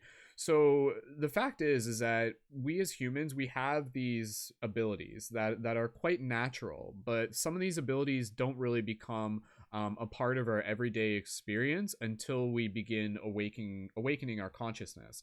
And so awakening our consciousness is something that is a process that kind of takes time. It becomes something that builds over a process of like cultivating awareness. And so with the meditations that a lot of people are doing, with the meditations that I'm doing, with the chakra practices and everything like that, these meditations are actually created with the intention to be able to awaken consciousness. And part of that is also kind of like awakening consciousness to the point where we can begin awakening within the dream space as well. So I think, again, just kind of hitting upon this, and then we'll pass it around, but obviously there's a much deeper topic to go in here. And for those of you looking for like just more on dreams, check out the last dream class broadcast we did. Elizabeth was a part of that as well as Lilly. And yeah, I would say, again, one of our superpowers right now that is worth focusing on, and I really put this out there as an invitation for all of us, is to start paying attention more to our dreams. And again, it's this idea of like, oh, like, I can't go out and like see my friends. Like, yes, I can do Zoom calls and social media and everything like that, but what if we were to use this time to get really good at like meeting up with people in the dream plane? Or again, just kind of like opening up to these like really vivid, meaningful experiences in the dream plane, in the astral plane. So again, just encouraging people to start that dream journal, start paying attention to their dream habits. Again, go back, listen to past broadcasts there. But yeah, I would say like that's one of our superpower abilities that we're beginning to cultivate and become more aware of right now, that is incredibly beneficial. Bonnie, Elizabeth, I'll pass it over to you, and then we'll just kind of play around with this idea for a little bit. And again, this kind of goes back to this idea of what is needed right now. And what is needed right now is like us developing our superhero abilities, quite literally. So Bonnie or Elizabeth, if one of you just wants to unmute yourself, go ahead. Bonnie, go ahead. Yeah. Sure. Well, one thing to remember is it is like we have the ability to change channels right now. So if you get tired of one channel, just click to the next channel. It's kind of like TV in a way, where it's like for 1 minute you're going through like releasing the grief, and then you change the channel, and now you're focusing on lucid dreaming, and you're on that channel, and then you change the channel again, and now you're in this 3D dimensional world that we're in right now, and on mail with clients, and and so it's like there's these different channels, and then there's one channel that is all about your development of your superpowers. So I bring this up to remind us not to get discouraged when you're in a certain channel. Like, move through that channel or just flip the channel to the next one sometimes. And dreams are powerful AF, and to me, they're almost like that's part of why, like this whole tuning into our superpowers thing. I mean, it does make your dreams seem totally real, and it's kind of weird. Like, do you guys have that experience where you're like, this is kind of overwhelming? And so for me, I mean, the dream thing, it's a process of like how far am I willing to go right now tonight into this. And I do like how Brendon you have classes about it, because it's like you kind of really have to set, like for me, I'm such a lucid dreamer, but it's like sometimes I can sometimes the dreams aren't always as pleasant, even though I know I'm dreaming. And then I'm like, wait, can this dream end now? And then it's just, sometimes it doesn't end. It's like, and so for me, I do think I can like stop some of my superpowers from coming through from the fear in the dream. And so I just recently have been working through the fear part and like getting through that part. And then all these things that I was afraid of in my dreams, like they're illusions anyway. Like the people I think are the bad guys are really like, they're like handing me this X-Acto knife and I think they're going to hurt me. And then they're like, no, we're giving you this X-Acto knife to like cut yourself out of these handcuffs or whatever, or this chains or whatever. And the other thing is like, man, I'm telling you, part of that whole superpower thing, like I have straight up had friends in my dreams and people who are paradigm shifters, right? They're tapped in, they're whatever the hell we are. And I'll have him in my dream. Okay, one of my friends, Kyle Deadpool, I swear, like there was a time when I was having a chaotic dream and he came to my rescue in my dream and I was tripping out. I'm like, thanks for busting me out of here. I don't know how you did that. I wake up and he calls me and he's like, oh my God, I just woke up from a dream where I literally had to bust you out of this place you're in. And I was tripping because I'm like, I just had that dream. I just had a dream that you just had to bust me out of this place that I got kidnapped or whatever.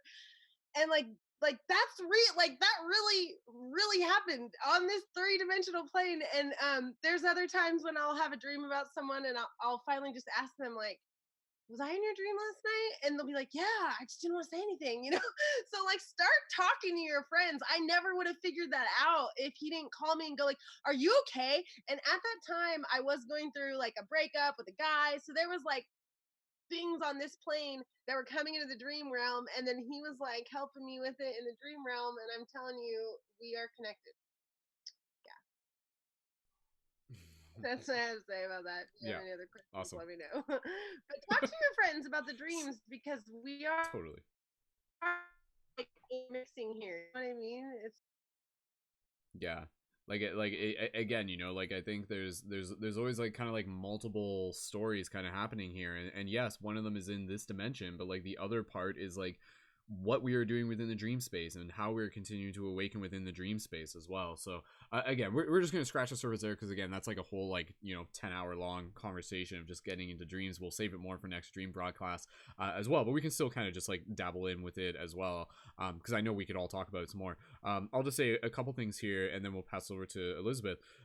Again, one of the things that I'm just thinking in terms of like cultivating our superpowers and even just kind of expanding what that even means, because I want everybody to kind of start being like, oh wait, okay, like I'm already doing this and maybe I can start focusing more on this. One of them that I will say is beginning to become more aware of the language of the universe. So like very specifically kind of like referencing like The Alchemist, like the book The Alchemist. That's basically the term they use, becoming aware of the language of the universe. And so what I mean by this is like becoming aware of like omens and synchronicities, and kind of like being able to communicate more with your higher self through symbols and things like that. The 1111s, like the the numerology on like different objects and things like that. I think it's very interesting, and even just like the weather and nature and things like that. I think it's a great time now that we are kind of in this place where, again, there's almost like less noise depending on what you're focusing on, where it allows us to be able to like listen attentively to the constant communication that is happening between the universe and us right now. So yeah, again, that's kind of like open up to interpretation in terms of what that means for you, but I would just say for all of us to just kind of like be aware for like those little like omens and everything like that, and start keeping your eyes open. The other thing I will just say in terms of superpowers is the superpower to be able to, and I kind of talked about this before, but the superpower of being able to understand like how to be able to utilize the tool of our breath more. So again, you know, just being able to be like, whoa, okay, like I feel stressed or I feel tense and everything like that. And then it's like 5 minutes of like mindful breathing and meditation. And then it's like suddenly you're like, again, you become the alchemist in terms of being able to like change the physiological like composition of your body, where it's like, okay, whoa, like wow, this is really cool, like I'm actually teaching myself how to be able to like develop like, you know, just like more abilities to be flexible and resilient. And yeah, and so just being aware of your breath and how you can use your breath to be able to shift your mood and shift even just like your heart rate, and prepare you to go into deeper states of meditation, prepare you to go before to sleep and everything like that. So just little things like that. We'll pass it over to Elizabeth, and then again we'll just kind of chit chat here for a little bit, and then we're going to wrap up the broadcast. And if anybody in the YouTube comments wants to even just share like what are some other ideas for like superpowers we can be cultivating right now, go ahead, leave those in the chat on YouTube and we'll read some of those on air. Elizabeth, did you have something if we pass over to you? Yeah, okay, cool. Let me just unmute you, I think, or if you can unmute yourself, I'll unmute you. All Okay, right, you're good. thanks. You're good. Go for it. Well, I think that a major superpower that is often overlooked is called energy transference, and it happens between human beings very unconsciously. A lot of times, you'll catch a vibe. Can everybody hear me? Okay, so people will catch a vibe in a room. That is transference of energy. It's transference of emotional energy or mental energy or both. And so I had a dream that was very lucid and very profound. And I woke up and I said, "Holy cow, I've got to do this." And for years and years and years, I've been doing energy work with people where I create an energy ball, and I give it to them, and it works on their energy system through their meridians to unblock where things need to be unblocked, and to smooth out where things need to be smoothed out, and to spark, um, to place them in the path of healing for them to choose what they'd like to do. Um, so a physical manifestation, because it's really hard to teach energy balls if you are not in proximity to the individual, because it has to do with sharing of electromagnetic energy and transpersonal space and proximity and body language, and also through eye gazing. So how do you transfer teach energy transference to somebody in their living room across the world that you do not have a proximity connection to? It's And that was my question that I went to bed pondering, because I ponder such questions. And I had a dream, and in this dream, my angelic team, my they always call me sisters, so maybe they're my brothers and sisters, I don't know. But they said, "Sister, we think that this would be helpful. You should draw an energy ball." And I woke up from the dream and I said, "I've got to draw an energy ball." And so I did. And this is what it looks like.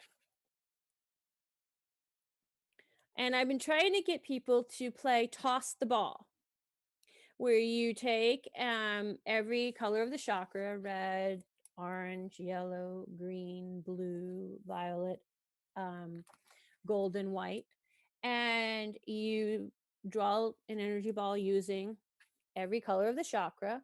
And while you're doing that, you breathe out, thinking about those colors. I like to imagine flowers or gemstones into the paper. And then you send it to somebody through social media and you say, "Let's play toss." And then they make one and toss it back to you. So I've had moderate luck with this game. I get a lot out of it. I don't know, maybe somebody else that's listening would get something out of it. and toss a ball to me. There's nothing more human than a game of toss. And so people have been making energy balls. They've been making, somebody tossed energy ball of sacred geometry made from crystals. Somebody else tossed me an energy ball that they had painted. Another person tossed me a mandala that they had created, and other people have tossed me back my energy ball with with just just saying, I'm tossing it back to you, let's play catch. And that's cool too. But it's just transference of energy is a major superpower, and it's a human birthright. It's how we communicate transpersonally. It's how shared dreaming occurs. It is how mass awakenings happen, is through proximity and energy transference, which we can sort of jump the curb and not be in proximity by through the use of an amplifier, which would be making an energy ball, a physical representation of an energy ball. It tunes our energy system to be more far reaching. And so that's that's the science of love and light behind it, the kindergarten version, which is really where I'm at. And so I wanted to share that superpower. Energy transference is a huge superpower, and we could literally move mountains if we wanted to, if we all work together. Awesome. Sweet. Thank you. So that's cool. So yeah, I definitely, someone feel free, reach out to Elizabeth, play some energetic catch with Elizabeth. So well, that's awesome. That's great. And again, like I think like yeah, like now as I'm just kind of thinking of more superpowers, and there's a couple comments in the chat I'll read. Yeah, again, like one of our superpowers that we can kind of connect with is this ability to kind of like feel the connection with people non-locally, like through like this quantum entanglement, call it what you will. So I mean, now is a great time to, even if you want to think about the idea of like like sending like Reiki energy or something like that, or if you have a friend, communicate with them, ask for permission, just be like, hey, can I send some good vibes your way? They could even say like, oh yeah, like my back's been really tense. Like you can almost kind of experiment with it, where it'd be like, okay, like I'm gonna like send some like particular focused energy like on that part of your body, and then like report back in, tell me if it works and stuff like that. So it's like, it's interesting that you can kind of work with that. Just reading a couple comments here. 1111 Ascending in the YouTube chat wrote, intention equals a superpower. Of course, that's a great one to be able to note of, is the idea that, again, one of the big things that I always talk about is like, this is about us becoming better dreamers within the dream, and how do we become better creators? And a big part of that is by just being able to like focus our intention and our attention. And so again, that's where like all this meditation practice is very useful, because it can help us like kind of observe the thoughts in a way where we can kind of like release our grip on kind of the thoughts that are sort of like pulling away our focus, and then the thoughts that are ones that we want to be able to focus on, we can really like dial in on them like a laser. So it's like, okay, here's what I'm, it can be something simple. It's like, here are my tasks for the day, and then eventually you can kind of get bigger and be like, here's what here's a path that I want to carve for myself as an individual, as an artist, or as anything. So that's definitely something. And Shell, thank you so much for Shell, one of our Patreon supporters as well, said being in the present moment is a superpower. And again, I fully agree. Being in the present moment is a superpower that is like really being challenged right now, really being is really being tested. Back in the day, I would think like it would be like a cool opportunity to go down to a busy street corner and there's like honking and people walking and stuff, and then you would just kind of like practice like meditating on a street corner, and then just kind of like be in that place where there's all these like distractions happening around you. And it's kind of like this idea of kind of like finding stillness within the storm, within the center of the storm. So yeah, like again, I think that ability of just being able to, again, it really reminds me of cultivating that very like flow gamma type state, where it's very much like Neo from the Matrix, where Neo late, like at the end of the first movie in the Matrix, when he really kind of like goes through, like he actually kind of goes through like a near death experience, and he kind of awakens. even more so. But there's this whole part where like one of the agents comes up and they're trying to punch him, and then he's just standing there, and he's like not even really like thinking, but he's just like very present in the moment. And the superpower behind this is that when we're present in the moment, it's like this like natural kind of flow of like spirit, creative energy, whatever you want to call it, the force kind of moves through us, and it allows, and we can kind of create this clear channel where we can just kind of like show up, and we just kind of almost become like the observer of our actions while still being very present with them, instead of like having to like think about them quite in the same way. Like your thinking is more so, okay, I'm going to be in the present moment, and then when I'm in the present moment, the movement kind of like comes through me naturally. And this is stuff that again we practice in the morning with Waking Up with Wolf through like our dancing meditations and things like that. So yeah, like being in the present moment absolutely is such a powerful superpower, because the present moment is where we claim our power, you know, because the present moment is where we make the choice, and we make the choice to either, you know, like give our power to something else, or to turn that power back onto ourselves and into the choices that we make moving forward. So Shell, thank you for that, and 1111 Ascending, thank you as well for that. If anybody else has any other general comments on what you feel are some of your superpowers, go ahead, and we'll just chat about this just for a couple more minutes, and then we're going to wrap this up. Bonnie, did you want to jump in with some more brainstorming in terms of what our superpowers are? Sure. Other things that are superpowers, I do think, are the readings that are coming through. You know, whether it's tarot or clairvoyance or mediumship, or like you're saying, this energy transfer. And remember, like superheroes, when you actually like break it down, they didn't always know what their superpower was until they were in the present moment, and all of a sudden they're jumping from one building to the next building, and they're like, whoa. So you kind of, you know, I think that's what this phase is. Don't beat yourself up if you don't know what it is right now. You're maybe not supposed to, you're just supposed to be present. But there is an art of not strangling it, like, not, you know what I mean, like it's like you're saying, like when you don't pay attention, then suddenly you do the thing. And that's kind of what comes up with me and my clients when I'm trying too hard with the clairvoyance. It stops, and then I just start, I don't know what I do. I go back into like whatever zone, which is not trying too hard, just allowing. And then the pictures start rolling in, and then all the epiphanies start happening. And so, you know, it is actually a superpower to, like, how many of you listening to this right now have pulled out a deck of cards, oracle cards, tarot cards, whatever, and you throw a card down, and the person in front of you starts crying or something, and they're like, whoa, this is so meaningful, oh my gosh. And then like we just discount that shit now. We're like, oh, whatever, it's no big deal. But like that's a superpower. Like you just connected to someone's timeline in a, you know, and you're actually helping be a player in their ascension of their own timeline just through throwing a card on the table. Like, I mean, and it doesn't have to come through just the card, but like let yourself use your tools. And I think that the superpowers are going to keep showing up. And I think part of this time we have right now, like how many people feel that joy that you actually do get to experience the world in a different way, so that you can start allowing these superpowers to come through. You know, you can play with your oracle cards, you can play with your tarot cards, you can let it develop through a lot of different divination systems. You know, the light of grace, that's a big one. That's, I'm like, whoa, I can't believe that works so well, you know.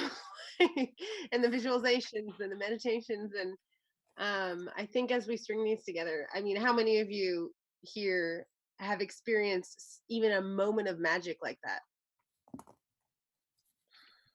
Totally. Yeah, no, great points. And again, just kind of like echoing that, and Elizabeth, I'll pass it over to you, and we'll just kind of go through once more, and then we'll wrap this up here. Yeah, again, you know, what I see, again, along with the process of awakening our consciousness, we become like truer voices for our inner being, would be like one way of trying to put words on what's actually happening here. But another way would be kind of like conduits for source, so to speak. It's very interesting, this process of awakening, for those of us who have kind of observed it. At least this is the way how I've observed it, where it kind of goes through this process where it's like when you're not fully awake, you're kind of in the sleepwalking state, and you're kind of in this place where like things are just kind of automatic. You're just kind of like, your free will isn't fully being utilized, and you're just kind of like along a trail, and you're just kind of going along with it. And then you go through this part of your awakening process where you begin to question things, and then you start to kind of like move out of that automaton mode, and then you start kind of like making more intentional choices and everything like that. And then there's like another part of the awakening process where you actually focus on kind of becoming like a clear channel and a clear conduit. But then you kind of shift back into like this, like, it's not that you don't have free will, because your free will is in your choice to choose to be a conduit. But when you kind of become back into that conduit, it's kind of like your free will becomes like the will of the universe, the will of the inner being. And that will is, again, that will that is showing up in like service and creation and art. And this is, again, something that I think a lot of us are beginning to experience. And you know, you can do this through like practical things where it's even just like your writings. It can be like your art, like, again, like creating art. And that's where, if you want to use the term channeling, that's okay. And again, same with readings and everything like that. I think readings are definitely within the same ballpark, where it's like, again, when I've done my readings, it's always been the intention that's like helped make them what they are. So it's like, okay, like I'm kind of like showing up with the intention to be a mirror of reflection for this other person in this moment. And because of that intention, boom, like perfect card for them just happens to come through. And was that me? No. But was I the conduit?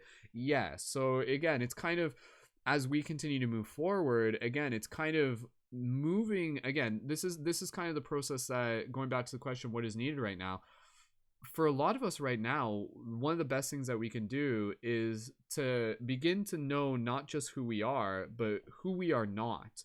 And as we begin to know who we are not, we begin to clear away the obstructions that are kind of like creating blockages for this energy to be able to flow through. And again, those ideas of who you are not, that could be, you know, again, this kind of like imprint that society put on you, or it could have been, you know, like programming from your youth and things related to your self-worth and everything like that.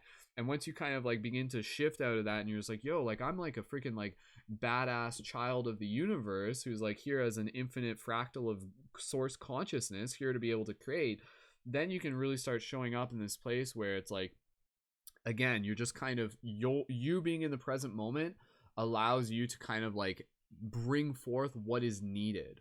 And that can be something very personal, but again, even at the times during it, like if you're doing a live broadcast or you're having a conversation with someone, it's very interesting. You'll notice yourself, and in a way, like even during this broadcast, even me during right now, like it's kind of like one of those things where it's like, am I thinking about the words that I'm saying? Yes and no, but at the same way, it's more like I'm just kind of here and I'm almost observing myself talking. And if I really start thinking about it, then it starts getting really trippy, and then I start tripping over my own thoughts. So the trick is to like not be like, oh my God, like, do I have free will? But your free will is your free will to be able to kind of like choose to be a conduit. And when you're a conduit, you're kind of in this place where it's a reflection of your intentions, or it's a reflection of your love. It's a reflection of what is your natural creative ability, your natural creative expression. So it's a very, very beautiful thing, especially for those of us who maybe haven't fully had the chance to play with that, haven't had the chance to be able to play with the ability of feeling this like creative love, this creative artistic expression kind of moving through us. So now I would say is a great time for, like, on behalf of the universe, like I give you permission to begin experiencing that, to begin practicing being a conduit for this natural creative flow that is an infinite, like, abundant source that is moving through you. And again, this is where, through the personal work, through the inner work, through the chakra work, through all of this stuff, this is, again, the practical way of looking at this is that it's basically like clearing out the system so it becomes like a very like smooth flowing energy, like again, with the chakras, you can kind of think of it as wheels of energy, or like water wheels. And over time, these water wheels, if we don't work on them, if there's like emotional blockages, they can become like very clunky. And so the water's kind of hitting stuff, and then it's kind of like spraying off to the side, but it's not like working like a proper system. when you've kind of been doing the work, like it begins to just kind of like really flow. And even going back to the word that Elizabeth was using, the word grace, earlier on, I love that word because I feel grace is a very powerful word to be able to explain the idea of kind of being in the superpower of this flow state. When you're in this flow state, again, kind of like Neo, you're in this place where it's like it's just grace, like you're just moving very gracefully. And I feel like for all of us, like, let's get into the habit where we are taking care of ourselves so that each and every single one of our days feels graceful. And again, that doesn't mean that your graceful days won't involve challenges, but what it will mean is that you'll adopt a new mindset even when the challenges arise, and then you can still approach the challenges with more grace. And again, this is the process of awakening consciousness, where we begin to kind of like shift beyond again, beyond the kind of like egoic identity, the egoic nature, and shift into more of the nature of the inner being. And so again, the egoic nature is just kind of basically the unconscious. It is the reaction. It is like the impulse. It is the desire. It is the lust. It is the lack of willpower. That's very much just kind of like the automatic programming that serves its purpose, and in a way serves its purpose to be able to serve as a way for us to sharpen our will, because consciousness is something that literally evolves through intention and through will. There will be spontaneous moments for people's journeys where something will happen, an NDE or something totally beautiful, and they're just like, oh my god, this awakens me consciously. But I feel where we as humans have this very interesting choice is that it really is a thing where we can kind of like, in any moment, we can just be like, screw this, I'm going to fall back into my old habits. Like, I'm going to let this go.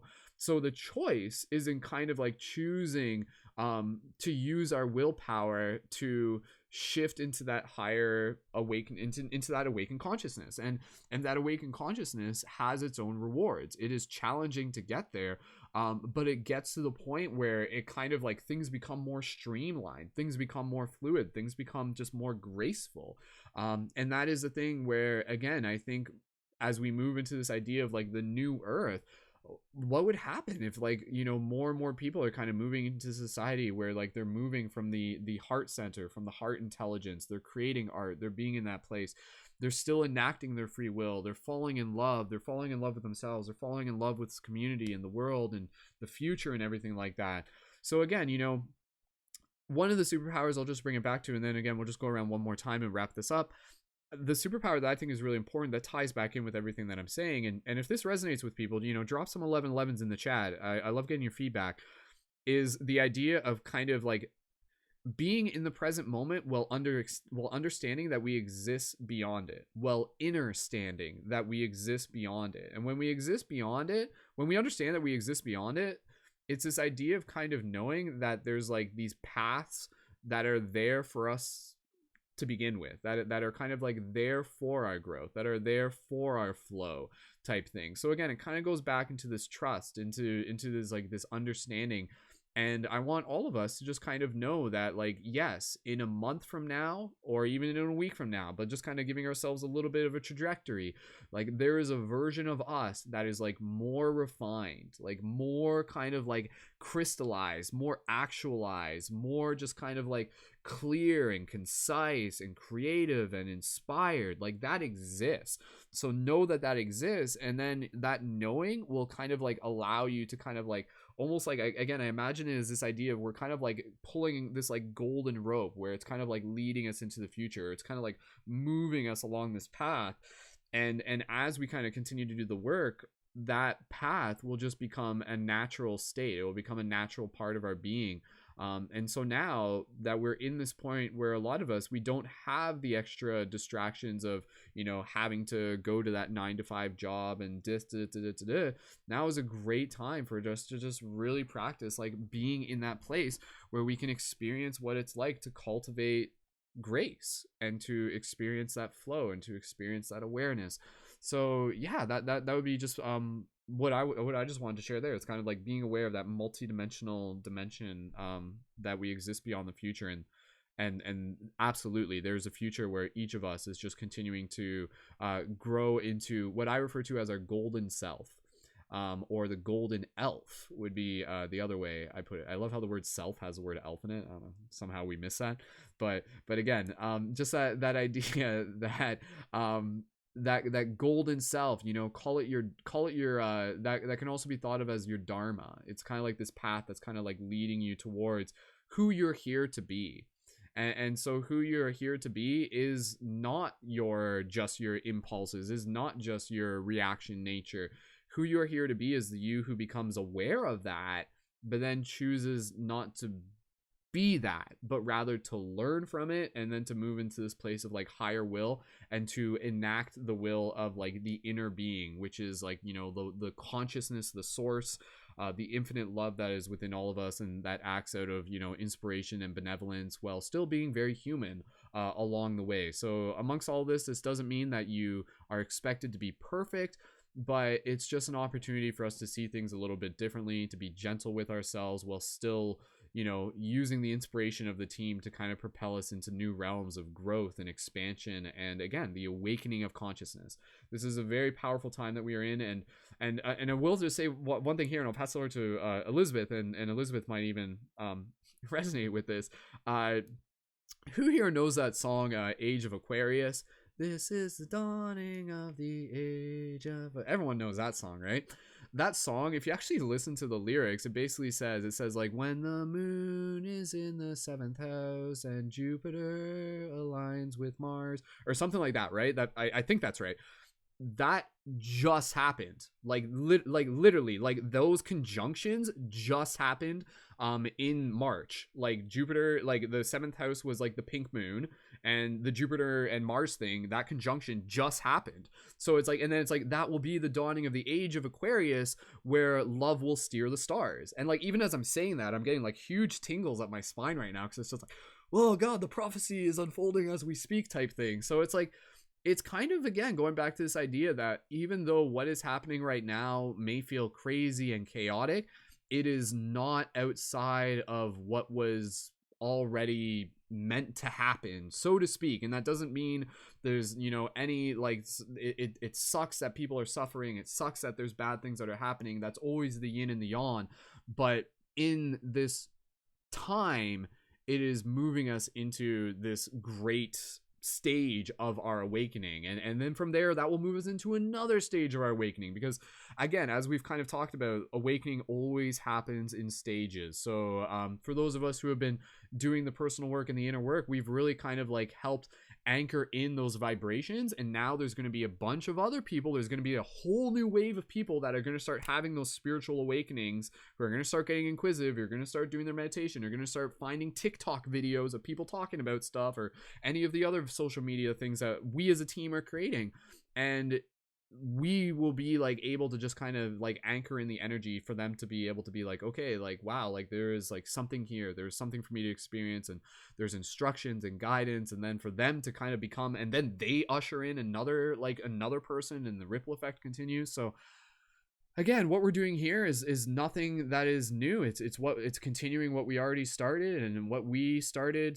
way before us, and what we will continue long before us. And it's just a really, really beautiful moment in our history, and I think when we can just again see it from that perception and that story, again, for me, it just really invites me to kind of like wake up each day with a sense of purpose, and with a sense of conviction, and so for everybody here, I would just say, you know, each and every day, you know, just find those routines, create those rituals, like allow yourself to kind of like wake up each day like with that ability to kind of like see the bigger story. And whether you're working on yourself, whether you're creating content, whether you're taking care of family, like whatever it is, yeah, just to be able to realize like how much of a gift it is to be alive, how grateful we are, like, oh my goodness, like we have been so humbled by this experience, and I'm just so excited to be able to see like what's around the corner. And if you listen closely, like you can taste it, you can feel it, like it's there, and we can see it. So let's keep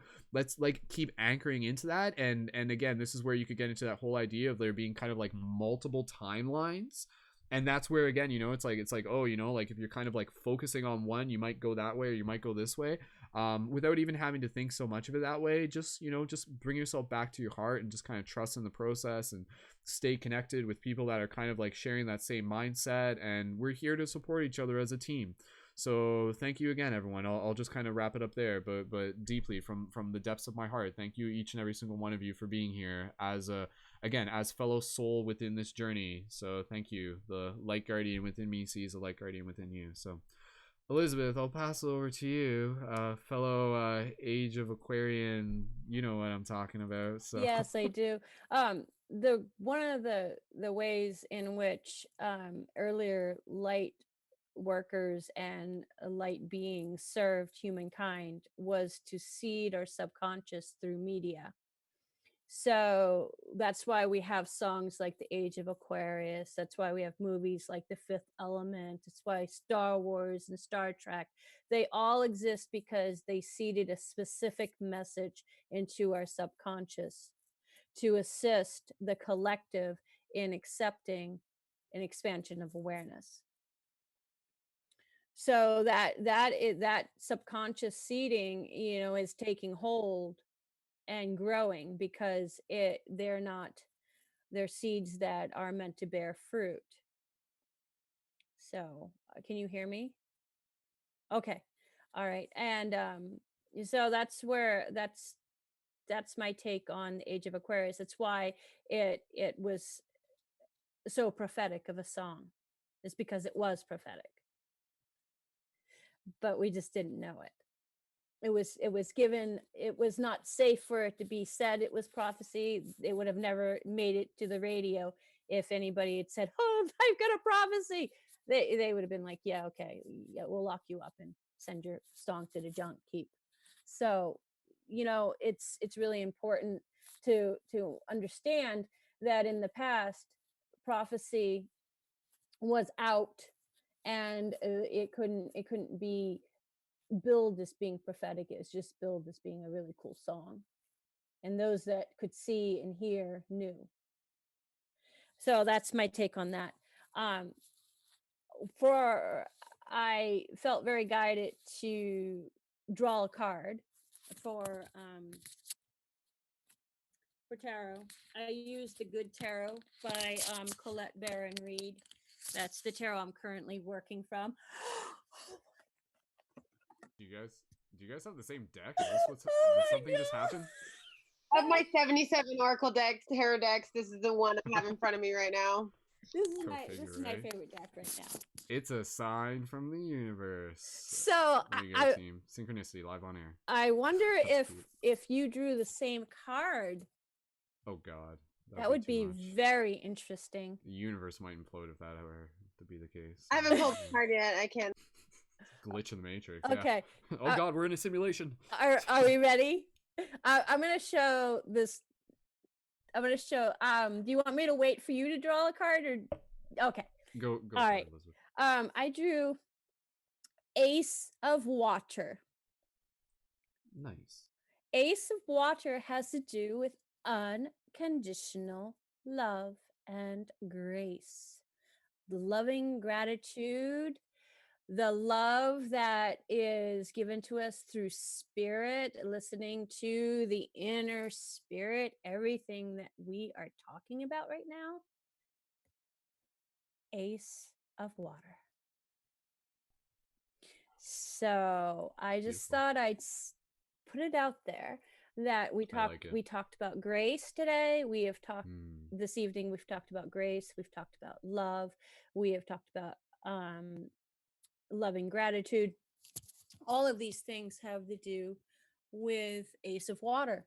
It also in Ace of Water even goes further than that. It goes into working as a larger group, being an individual and being sovereign individual being, but also being interconnected and in unity with a group.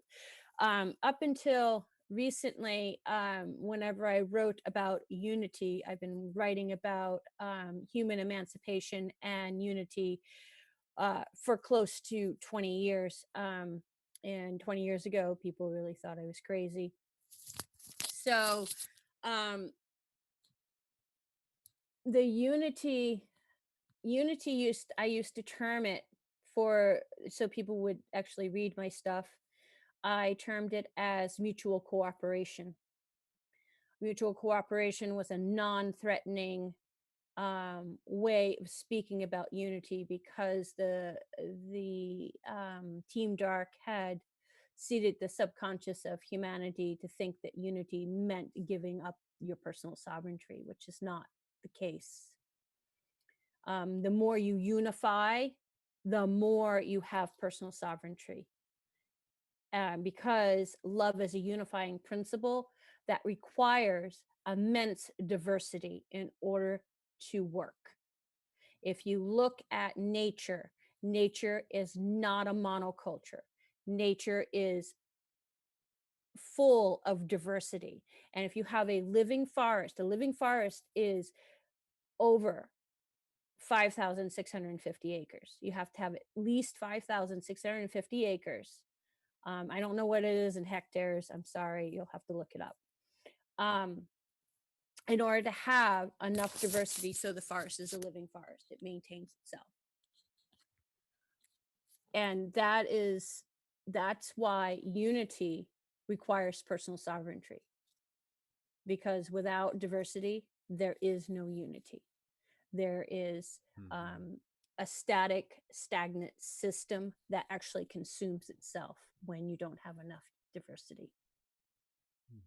So I wanted to talk about that. I feel really guided to talk about how human emancipation is the process we're in right now. We have been enslaved in varying degrees. Some of us are aware of it, and some of us are not aware that we're stuck in sort of like this matrix. And as we expand our awareness, we emancipate our own inner being. But because of energy transference and proximity and the transpersonal exchange of energy, we also affect everything around us. And our torsion field then grows and connects with other torsion fields like a giant, beautiful, incredibly beautiful flower of life, full of diversity and unity and personal sovereignty, all in one. So that's awesome. That's the I love that. That's Ace of Water, the individual and the cosmic perspective, from individual to cosmic perspective. And again, that really kind of goes back to answering our question of what is needed right now. Like, we need that, we need to be that Ace of Water, which again is going to be one that is very like compassionate and gentle and intuitive and spiritually aware. So and a leader as well. So and emancipating ourselves is very, very much where the work is, because if one of us is not emancipated, there can be no true unity. And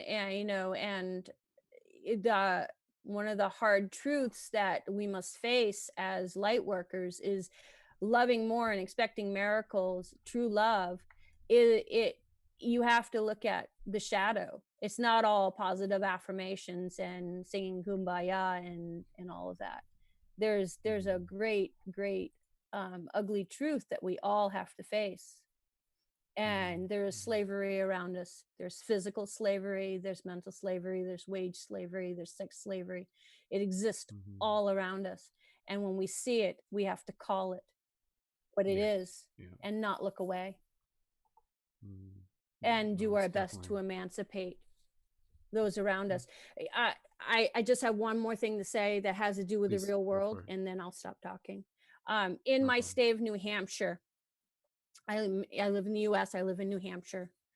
And there was a Girl Scout troop that had to do a silver award, and they picked child marriage. Now, you would think that in white bread, New Hampshire, that child marriage would not exist.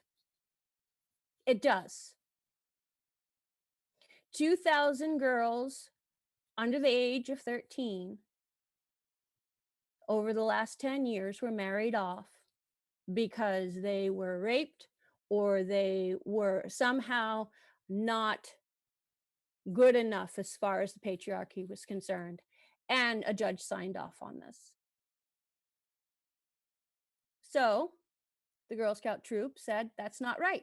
And they wrote legislation, and it took them 3 years to get it passed and get child marriage off the legal books. So now there's no loophole to enslave little girls underneath the something that should be a sacred contract of marriage. And that's an ugly truth. So that is a way in which a Girl Scout troop who doesn't consider themselves to be light workers or light. Oh, 1 second. Just seeing if Elizabeth's feeds might have froze there for a second. Bonnie, are you still there? Can you give me a thumbs up? Yeah? Okay. All right. I think we might just we'll give a second here to see if Elizabeth's going to jump back in a second, but I think yeah, okay. Sorry Elizabeth, about that. Well, anyways, problem. there's many ways in which people can emancipate each other. And so look around and see what's needed in your community and work toward that. Yeah.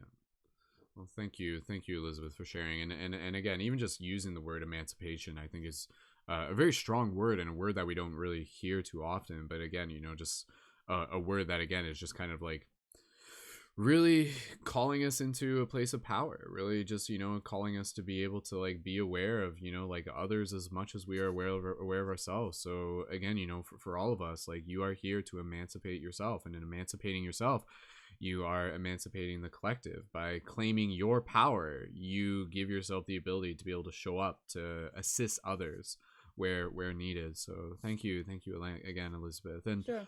Going back to again kind of like the idea of like astrology and prophecies and things like that, one of the things that I'll just share this because I saw it weeks ago, and I'll just share it here just because it's if it happens, it happens and stuff like that. But it's interesting because again, if you were to look at astrology, it will almost kind of give you a roadmap of kind of like what's on the horizon and what's kind of going to be expected and stuff like that. And even with a lot of the stuff that's like happening in the world, like even just with things shutting down and everything like that, again, like there was a lot of that was very much in conjunction with astrological like things that were unfolding. Even just like, again, like March is often like associated with like Mars and things like that. So it's like usually like it was very interesting. Like March 8th was when like a lot of stuff went down. Like March 8th is like historically a date in history where like wars would start and things like that, which is like very interesting. So like this is where like generals, like they would go to war like at specific times astrologically and stuff like that. So what I'm saying though is that as much as that's kind of happened in the past, there was some astrology, and there might be other people who might have more insight on this, but I saw this weeks ago, and basically this was coming from multiple sources, but basically it was saying that as the end of April approaches, we'll begin to be seeing things beginning to resolve in some cases. And so if that means like kind of like, again, like the conditions of the coronavirus and the lockdowns and the quarantines and things like that, it will just be interesting. It will be interesting to observe. And again, not to say that there won't be changes that will still be impacted in the long run and everything like that, but I just kind of wanted to be able to plant that seed based on the idea that, again, there's multiple people that were basically like astrologically reading into the patterns, and they were just saying like, according to astrology, things are going to start resolving near the end of April. And that doesn't mean it's going to be over, but I'm just telling you that just to kind of keep an eye open for it. And maybe we'll see that and everything like that. So, but again, that doesn't mean like the work is, it doesn't mean the work's over or anything like that. It just means, again, kind of like chapters in the story are kind of like transitioning into the next chapter, and then the next chapter, and then the next chapter. So, yeah, I just kind of wanted to be able to mention that. So we're just going to go around the circle pretty much just one more closing time. And Bonnie, if there's other stuff you want to share, again, I'm always like... typical paradigm shift radio style where it's like, we'll be over in 5 minutes, and then it's like 2 hours later, right? So that's totally fine. Thank you again, Elizabeth and Bonnie, for being here. I really appreciate you guys being here, and I love the fact that you guys have the same deck. That's just makes me smile. So it's an omen, right? Like that's like, what are the odds? What are the odds? It's divine. So Bonnie, go ahead. Any thoughts? Obviously, a lot's been covered. Well, while I was sitting here, I looked out the window and an armadillo crossed my path. Okay, so this is back to there's an armadillo outside the window, right outside, like a normal just chilling. thing? It just went right past us. It was just like, hey, I live in Texas, though. You know, that's the thing in Texas. So they're like raccoons. No, I've there? never seen an armadillo out this window in my life. It just came up during this broadcast while we were talking, and I was cracking up. So then, so here's an example of the superpower thing, you guys. Like, I use animal medicine, animals. So I looked up just now, what does armadillo mean? And armadillo is, this is the idea that certain characteristics can apply.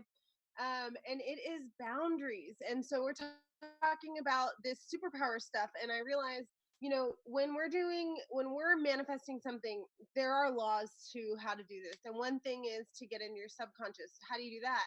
Well, you want to look at, when you're trying to manifest your superpowers, you want to look at, why would you not want to manifest your superpowers? Why would you not want to have those superpowers in your life?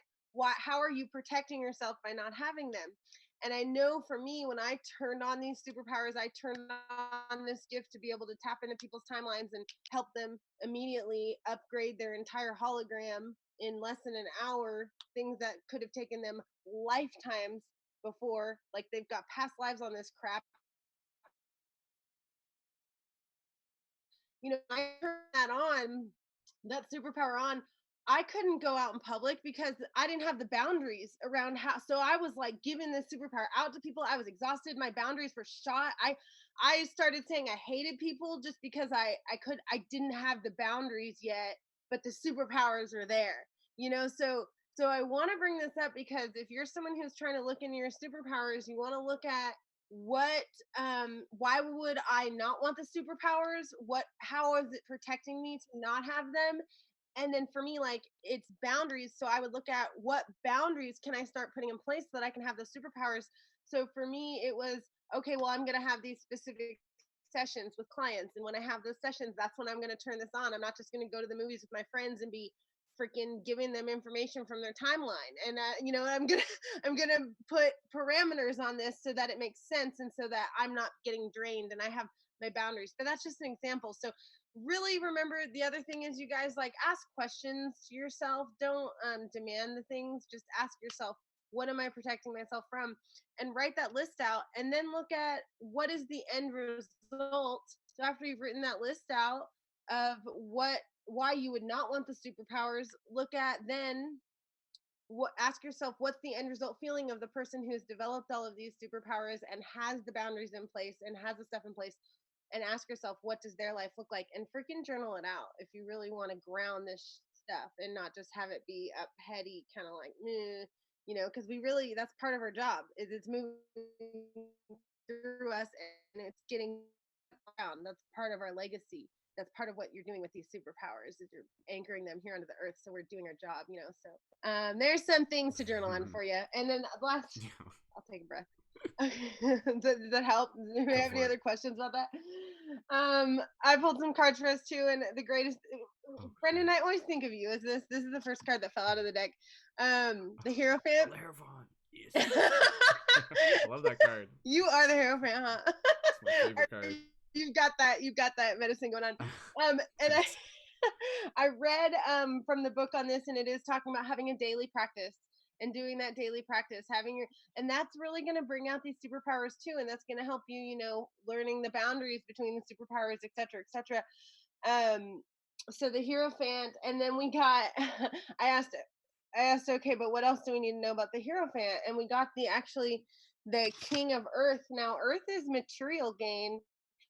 King would represent mastery, so we're mastering bringing this energy to Earth. We're mastering the superpowers, but of course, just like any Jedi, we don't have the mastery without a little bit of conflict. So we didn't get that 5 of air. There's a little bit of conflict, but that doesn't mean are you going to sink or are you going to swim? So choose the path of the Hierophant to help you get to that mastery. And then 7 of Earth, you're going to have to put a little work into it. The Apprentice card But lastly, we left the last card with the King of Air. So we're mastering also the breath. We're mastering also the boundary. This is a great card of boundaries, saying you're mastering those boundaries, and as you go through this process, you're going to be able to really master everything. It's like sometimes instead of just manifesting the breakthrough, we have to manifest what does the breakthrough even look like. So manifesting like you having the boundaries in place is going to help the breakthrough come. So there's what I have to say about that. Let me know if you have any more questions on any of these things. That's awesome. Sweet. Thank you for that quick read. I feel that's very, again, just kind of what is needed in this moment. So thank you, Bonnie. Awesome. Cool. Okay, so with that said, we're gonna segue this into the conclusion of the show. So again, we'll just go around one more time for myself and Bonnie and Elizabeth, just to be able to express our gratitude for anything that we want to be able to express gratitude for the community and just for, again, just for the community and everything beyond that, and the journey and the armadillo. So yeah. So again, we'll do that, and then I'll just kind of close it off with some closing notes. So Elizabeth, I'll just pass it over to you. Any closing gratitude you would like to conclude the show with? I am just so incredibly grateful. My heart is so full of gratitude for this platform that has provided me with a place to speak. I had so much that I needed to share, and I, for years and years, I've had a blog, and I have talked to just about anybody that would listen with varying degrees of success. And this is something that really my heart is full of gratitude for. So thank you, Brendon. Awesome. Thank you again. Thank you as well, Bonnie and Lily and everybody. Thank you so very much. Just awesome. I feel incredibly grateful that happy to have you here. So thank you. Cool. And again, I know we were talking about this last time, but yeah, like Elizabeth literally just kind of like Google searched her way to finding us type thing. It was like very like divinely like kind of like divination through the internet found her way here. So yeah, that was kind of cool. So I had so much, they were like, you need to share more, you need to speak more. That's what dreams and spirit and messages were saying. And I'm like, I am, but nobody's listening. I'm like standing on a soapbox, like on a street corner. People think I'm crazy. And then they were like, well, they gave me some keywords, said, try these keywords, see what happens. So I tried these keywords and it led me to paradigm shift. And it's been incredible. And then suddenly I was given space and time and resources in which to develop the things that I have been called to purpose to do. And to serve in the capacity of sending loving gratitude. A short thing about loving gratitude is it transmutes discord. And if you want to know more about loving gratitude, if you want to know whether or not it's science, Google Dr. Emoto, Emoto. He has passed on, but he did massive amounts of experiments with water and loving gratitude and transmuting pollution and chemicals from water to make it drinkable again. Actual double-blind scientific experiments. This isn't something that is just like, oh, I think I'll just do this and we'll hope for the best. No, it's real science. And it's real energy transference. So when I send loving gratitude, I'm sending transmutation out into the world. Awesome. So I bless you all with love. Love more, expect miracles. Thank you so much. Awesome. Thank you, Elizabeth. I love that. Love more and expect miracles. I've heard that multiple times from different people and stuff like that, and I agree. And again, just I like the idea that it's just like, if you listen to our broadcast or any broadcast and stuff like that, it's like your like molecular cellular water structure will actually be like encoded with more harmonized energy that will help synergize and create sacred geometry within your blood and stuff like that, basically, more or less. So awesome. Pass it over to Bonnie, if there's any just real quick. I know you're thank done. You all. This is great. This was so fun. I had gotten awesome. readings and they keep saying like, your voice needs to be heard, so I'm like, all right, fine. I like being awesome. A listener, but I'll talk if it's needed. So thanks for giving me that outlet. And I love you guys so much. Awesome. Thank you, Bonnie. Thank you. And so again, for everybody here, really just, if you've been tuned into this broadcast, just inviting you, send a direct message to Bonnie, send a direct message to Elizabeth, just let them know. Just be like, hey, I saw you on the broadcast. Maybe let them know if there's something that they said that really just like rung out with you or anything like that. I think as a community, it's really important for us to kind of get into that habit of just like expressing our gratitude. And like, it's just kind of, it's something where like in the past it would be like, oh, you watch something and then you just kind of go on your way.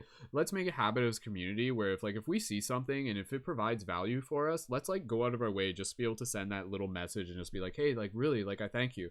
Because like for us as like other people who are kind of like putting out this energy, it really does mean a lot. It really does. And it just kind of like continues to inspire us and remind us, because again, like if we were to be here and like and just kind of like pour our hearts out and then like no one says boo, it would just be like, oh, like do I keep doing it, like so it's just like, not that. Yeah so standing on a soapbox on a street corner. Yeah. So for all the people in the back, just like a little like woo is all we need every now and then, and we'll do the same for you, because again, that type of collective support is very, very very beneficial within the community as a synergistic network. So again, from my own heart to yours, thank you again so much for joining us, everyone, for being here, for being the hero of your own journey, for being a shifter, for being a light guardian. This broadcast went longer than I expected it to, but hey, that's all within good reason and good purpose. And I know we got to send out a lot of inspiration in doing this broadcast. So again, I just want to be able to remind people that if they, excuse me, if they enjoyed this broadcast, be sure to connect further with the people in the broadcast. You can find their links for the information in the show notes. And you can literally hear my voice is like running out as I'm like talking right now. It's like, come on, Brendon, one more minute. Just almost there. So it's like, I'll just say a few words, more meaning. So be sure to check the show notes. If you would like to connect further, if you haven't yet, join our team chat. Or you can join there. And again, going back to the superpower stuff, I was just reminded this just by what Elizabeth was saying. It's almost so obvious that sometimes we forget to say it. One of our superpowers is the ability to transmute fear into love. And again, your power just in you being present has that ripple effect in the people who are around you physically and digitally through the internet and your social media. So again, you can kind of choose to put up posts and being like, oh no, like it's panic, or you can put up posts and just like really like anchor in some like strong energies and some strong like inspiration, while still keeping people informed. But yeah, just reminding you that like the words you say matter and everything that you do makes a difference. So thank you for doing the things that you do that just help other people just kind of like find their way back to their own heart, and just provide a source of inspiration. It means more than you may know, and perhaps you already know how much it means. So thank you again, everyone, as well. So be sure to tune in for more future broadcasts that we do through Paradigm Shift Central. Next broadcast will be next Thursday. Stay tuned for announcements on what the exact theme and topic of that broadcast will be, but that we will be back here again. A reminder that if you haven't already yet, please feel free to check out our Patreon, where you can sign up there to support as a monthly contributor and get some more perks and rewards. I'm actually doing some updates on there as well. If you join as a leading member at the $11 a month or higher, you can also join to be involved with like future online broadcasts, and you can also work more within the team chat. So again, be sure to check out the team chat, check out the Patreon if you would like to learn more there. Please feel free to send me a message on Instagram, follow me on TikTok if you haven't already, Mystic Spider-Man on both. Make sure that you like this video on YouTube if you haven't already yet. I mean, unless you don't, like, you can thumb it down, that's okay. okay, it's your free will. I don't know, that's whatever. But anyways, feel free to share this broadcast with your friend, even just one person. Just be like, hey, this is really awesome, you know, go and check it out. And yeah, just reminding you that your job right now is to take care of yourself, and in taking care of yourself, you're just opening yourself up to the infinite abundance and just the gifts that you have to be able to share with the world. So thank you for being who you are. Thank you for sharing your voice, for sharing your heart, for doing the work, and for continuing to just add your energy to what it is that we are creating here as a team, as a collective. And so again, the collective energy of the team is something that ripples through all of us. So let's continue to carry the shift with us wherever we go, and leave this synergy circle with even more love within our heart and more inspiration. And yeah, just go out there and kick some butt. So again, thank you so much, everyone. We're going to wrap up this broadcast. Be sure to tune in to our Waking Up with Wolf broadcast if you want to be able to sync up with those. Fridays, we got our big team meditations there. And yeah, I think we've said everything we need to say. So thank you again, everyone. With that said, we're going to begin playing the outro music, and I'm going to invite Bonnie and Elizabeth to gently unmute their microphones and send some love and make some noise. So everybody join us in making a wolf howl. Whoop, whoop, Yeah. whoop, whoop. Oh. Who knows how an armadillo makes? Yeah, I was literally just thinking, what armadillo noise? Armadillo noise. Squeak, squeak. So, all right. Thank you again, everyone. Much love. Keep it shifty, and we will see you in the future.